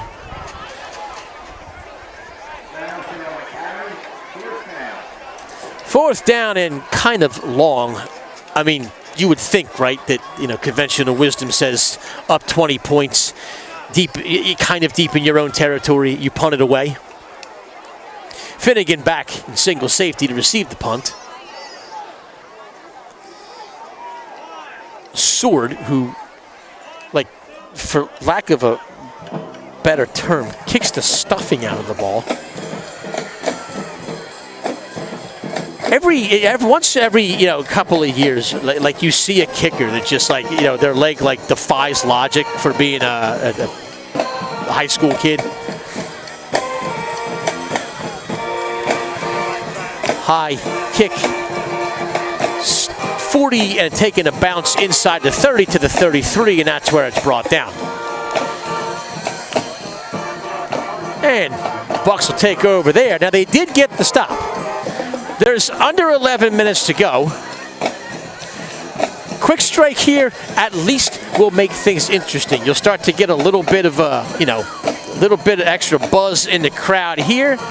You'll start to see that uncomfortable pacing on the other side, among the other fan base, maybe among these coaches who, I got to tell you, if you're a fan of the broadcast and you watch all of the broadcasts, you know that some of these coaches, man, have some real potty mouths. They take their high school football seriously.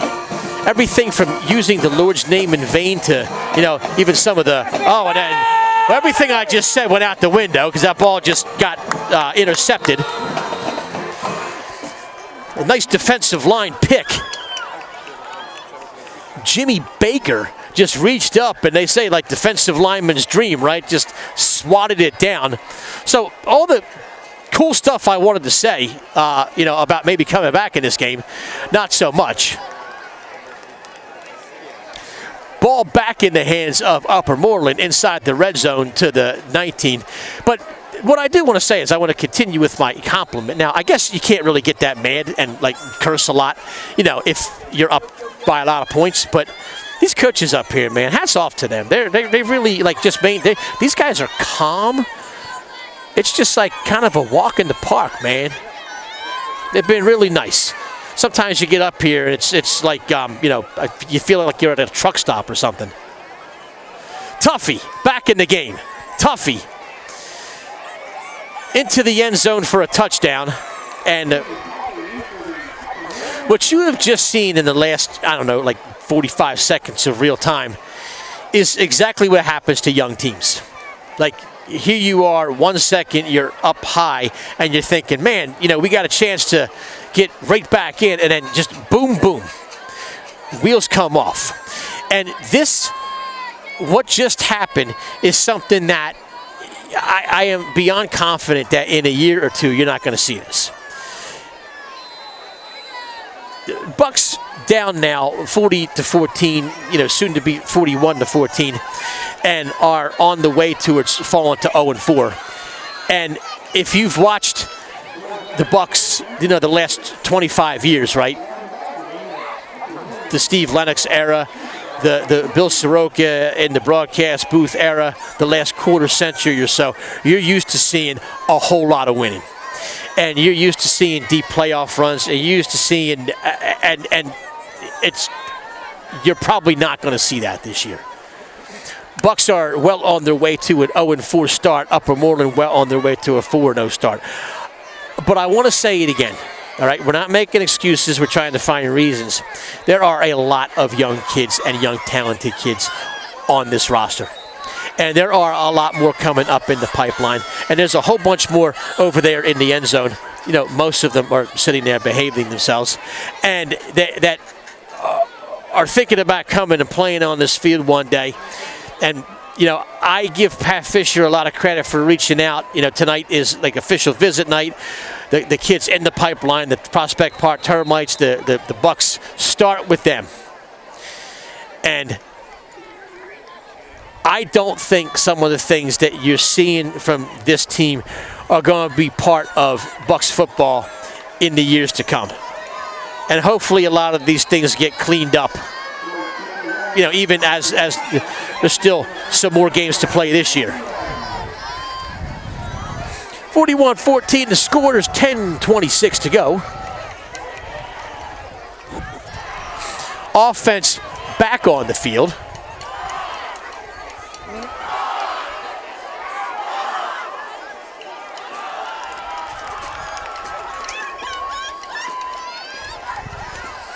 The enthusiasm of the cheer team, though, has not waned, not even a little bit. I one cheerleader in class, and I was just kind of like walking up and down the aisles trying to make some small talk because I'm getting to know these kids. And I said, so you getting ready to cheer for a big win on Friday? And she looked up and goes, well, I have to cheer regardless. And like as I sit here and watch them fumble this, things like that just kind of ring in my ear. Flag on the play. I think the Bucs got the fumble back, losing 5 yards in the process, but there's some more extracurriculars.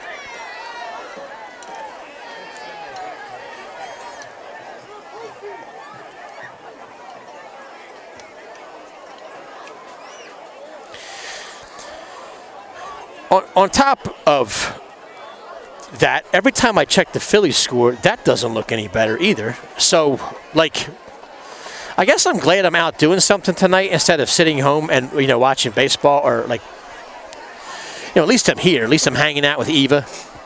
We're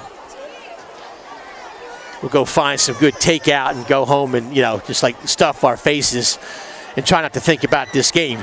But the people who do have to think about this game, the Interboro coaching staff, the Interboro football team, they're going to stew over this and certainly be upset over this and hopefully come up with some ways to get a little bit better.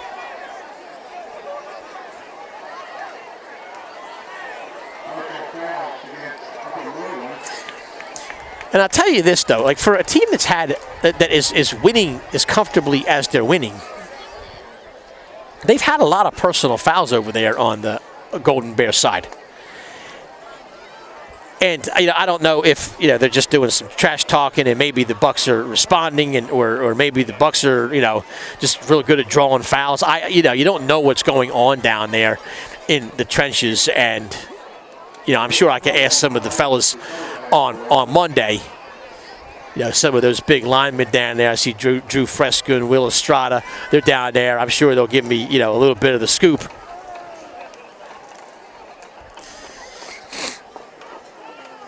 One person who definitely it's not his fault is Greg Ferrari. That's for sure. That guy.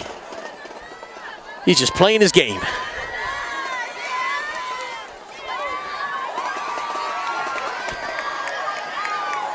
That's a heck of a tumbling pass by that young cheerleader as well.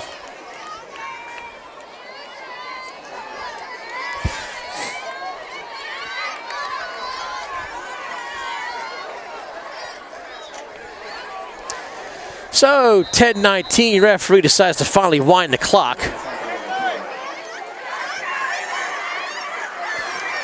Handoff, and that's going to be Clark dumped behind the line of scrimmage.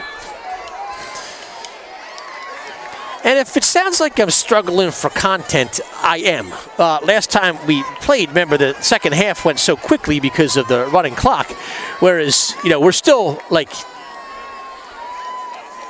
looking at it, I'm doing the quick math in my head, 26 points. So we're not really in any danger of finishing this game under a running clock situation.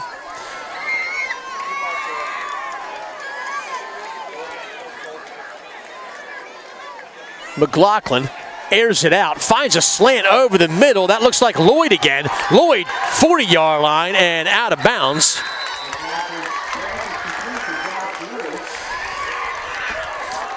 So you still do see from time to time those like flashes, and I have made this point during the two broadcasts this year that I'm a big fan of the Ed McKay play calling.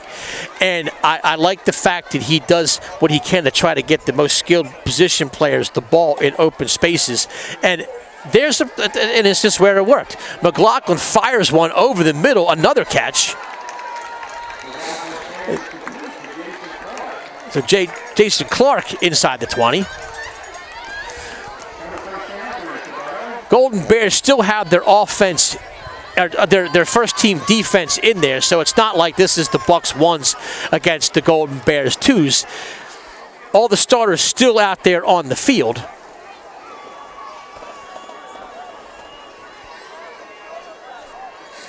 And while nobody ever wants to hear this, all you could do in a situation like this, where you're losing, is just keep trying to do well. And we're going to see if that was intercepted, and it was. Slant, a little bit misfired it was intended for Finnegan, and just a nice play by defense there to intercept another pass. So that drive just sort of stalls in its tracks with the pick. And Upper Moreland with the ball again, 8:19 to go. And they'll have the ball on a 10-yard line. Clock stops for a change of possession.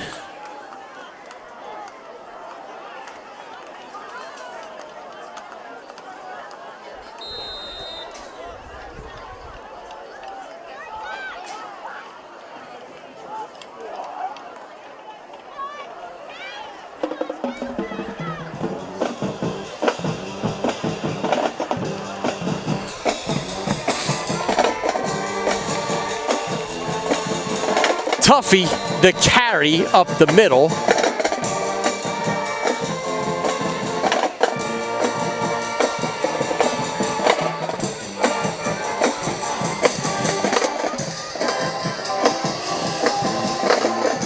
Some of the Bucs faithful still stepping out.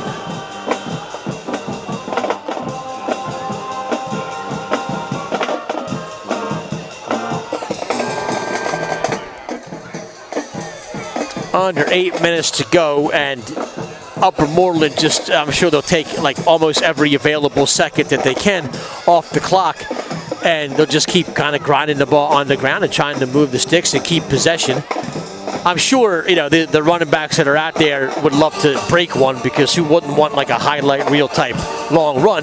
But I also think the coaching staff and it would be happy just with like 4 or 5 yards at a time, keep moving the sticks, stop the clock, then run the clock, stop the clock, then run the clock, and just keep going and salt away these last 7 minutes, which is what will be under the next time that quarterback Foley and the Golden Bears snap the ball.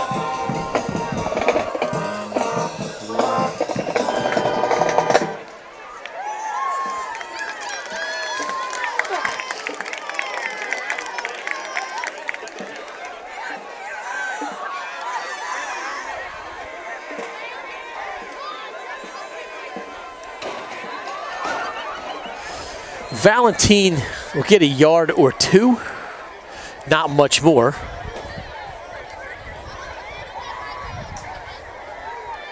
Estrada the tackle.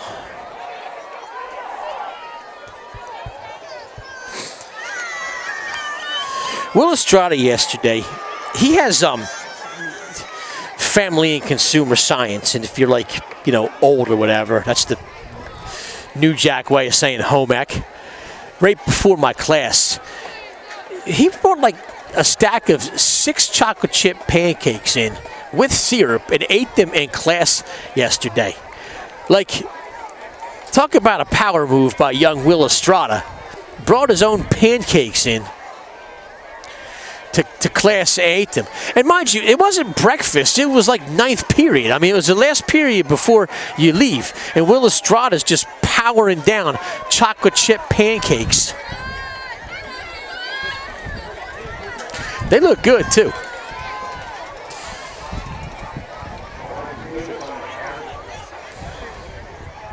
Looks like a timeout on the field for whatever reason, which will give me a chance to talk about these pumpkin spice pancakes that I'm definitely going to cook up this weekend, because it is, after all, pumpkin spice season now that we've hit like that September, October zone.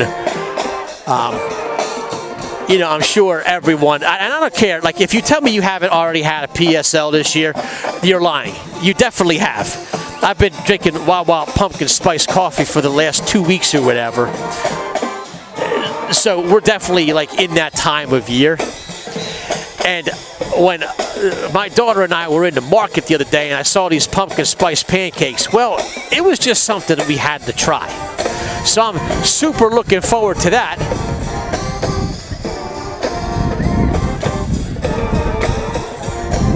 .5:33 to go.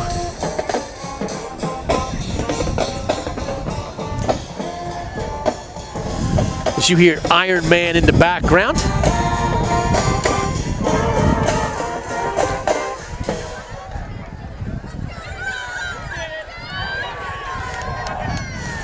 Upper Moreland on 3rd down carry will be close to a 1st down.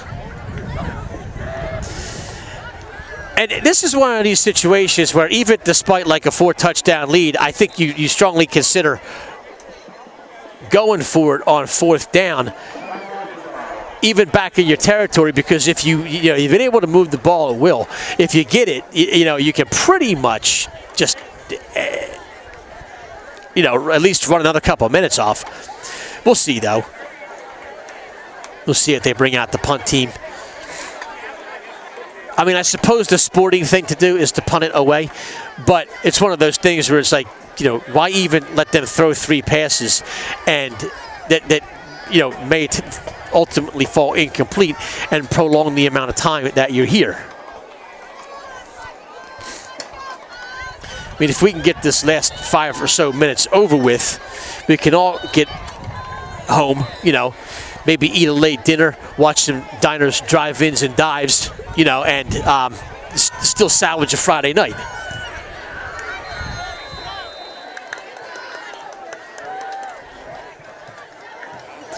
And a flag on the play.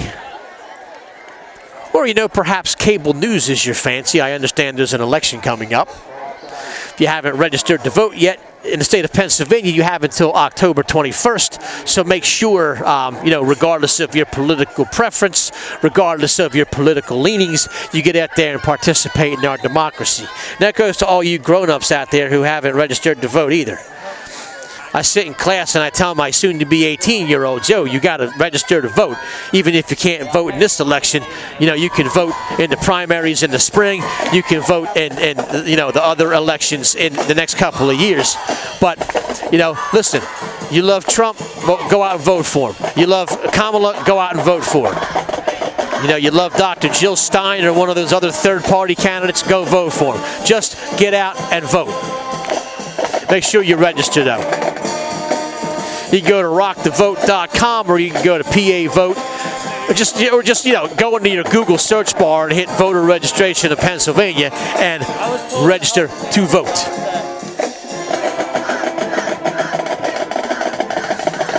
So first down for Upper Moreland. That occurred during my pro-democracy diatribe that you just heard.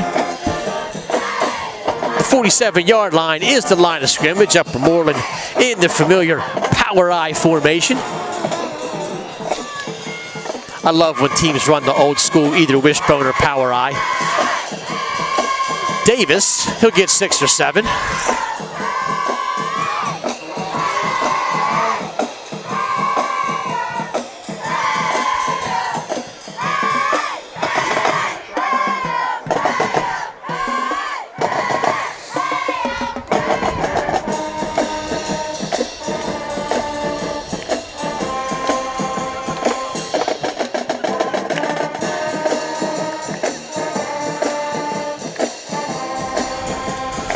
The only thing that really remains, the only drama is, I told Billy Bosch in class that in order to live it, like if things go south the way that they have in this game, to just go rogue and rip off like a 10-minute drum solo in the middle of the game. Like when it seems like it's quiet and there's not much going on, just rip off a 10-minute, you like just unilaterally decide, I'm going to rip off a 10-minute drum solo. And I think he's the kind of kid, I mean, I've told a number of other kids on the drum line to do this over the past couple of years, and they've all kind of ignored my request. Billy's the first kid that I think might actually do it. And I'm not sure if he's... I might send him a message on Remind, like, yo, man, let's like liven things up a little bit. Because he's got the full kit down there. I mean, he doesn't have just, he's not like the kid that plays like just out with the one drum. He's got like 5 or 6 drums there on his kit. He could put together quite a tune if he wanted to. Like, we've all seen Drumline, right? Like, get your Nick Cannon on.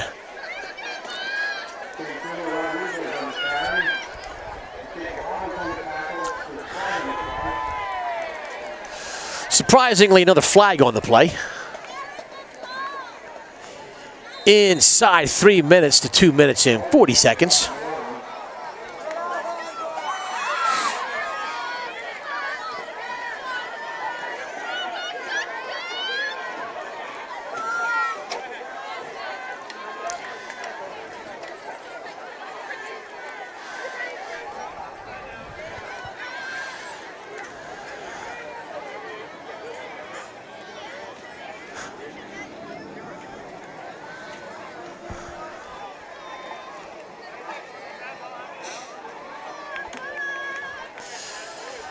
So ball past midfield, another first down and like 20. Wise decision. Not so sure the German suplex was necessary there, but it was a tackle.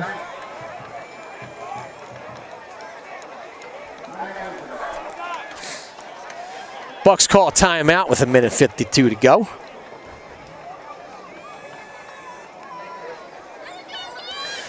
glad to see that running back too. It was okay. When I saw it, that's Jeremiah Zabalu gets a carry and a tackle. That would have gotten you 4 points on the wrestling mat.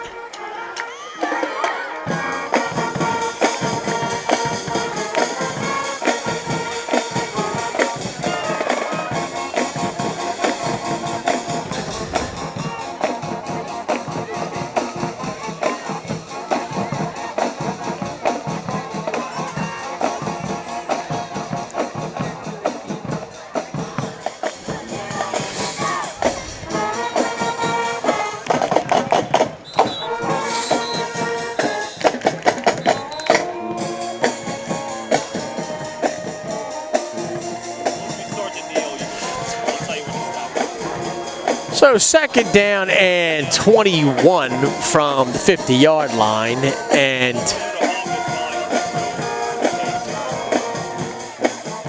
Upper Moreland looking to just run this clock out. I don't know. I never actually know if the timeout thing is accurate. It looks like it says 0, so I don't think the Bucs can actually stop the clock anymore. But we have an injured player, and that will stop the clock. A player who looks like he cramped up down there on the field.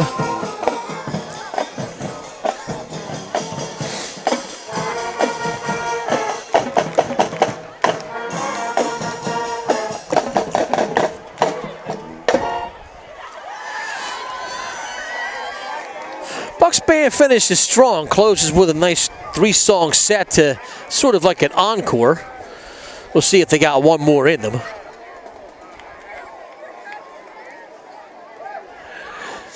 I don't think they pull out, get the beat down unless they're winning. But it may be one of these things where, like, if you want to appease what's left of this gold out student section, maybe you try and salvage it with some get the beat down. I'm not so sure we're going to see it. We might have to wait until homecoming to pull out all the stops.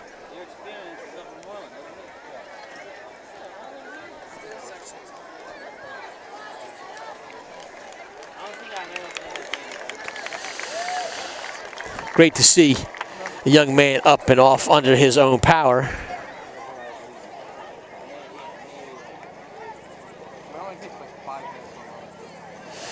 And those Bucs fans who stayed until almost the bitter end, man, you got to give them credit as well. Regardless of the score, they seem to have had a good time. And now that I look, the ones that have kind of stuck around really did take the gold thing seriously.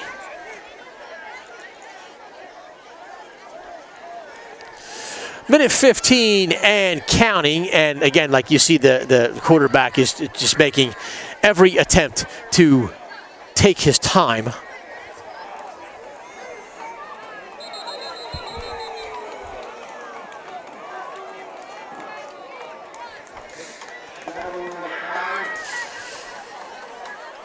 Now, the problem here is that with it being 4th and 16, they can kneel on the ball, but it'll just be a change. They'll have to stop the clock and change possession. So they'll be able to run off some of the remaining 35 seconds, but not all. So they're either going to sit there and then just call a timeout and then punt it away, or they're just going to... Actually, I don't know what they're going to do.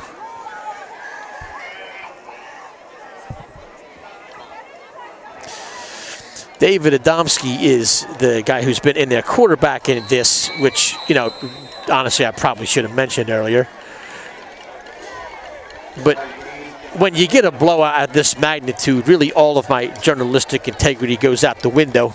And, I mean, let's be honest, if I haven't been hired by ESPN or one of the majors by now, it's probably not going to happen. So chances are, Monday morning I'll be back to my day job, just teaching government to 12th graders. And not one person's going to mention the fact that I failed to mention that the backup quarterback is in the game.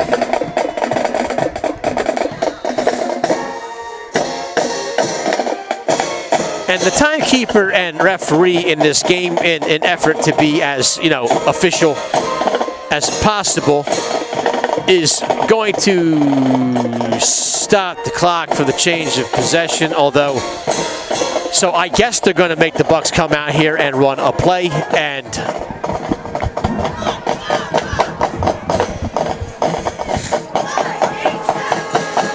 all the drama that's left is, are they going to like actually try and throw the ball downfield and score? Are they going to hand it off to somebody, or are they just going to take a knee?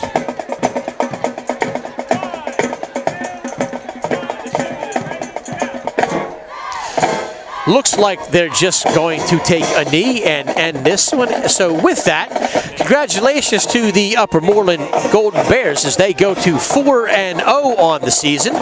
Best of luck to them and their fans the rest of the season. And Bucs fans, hang in there. Better days are ahead. We'll see you in a couple weeks for Homecoming 2024. Until then, for Noah Devaney giving up part of his Friday night to be up here, Josie Dow down there in the truck, Andrew Herman on assignment this weekend. I'm Bill Soroka. We'll see you back in a few weeks. Goodbye.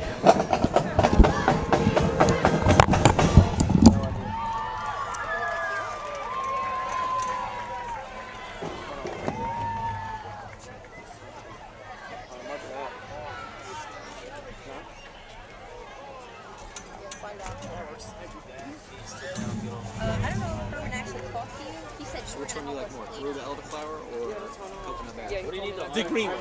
Got it. I'm a big fan. Oh, yeah, when you wait I here, wasn't do you sure get if everything? he actually did or was like, yeah, you can just make help, and he will. Okay, Herman. It's not the first time. I mean, I don't know. Hi, Sarah. We gotta take a picture. We gotta take a picture. I gotta clean up these cameras.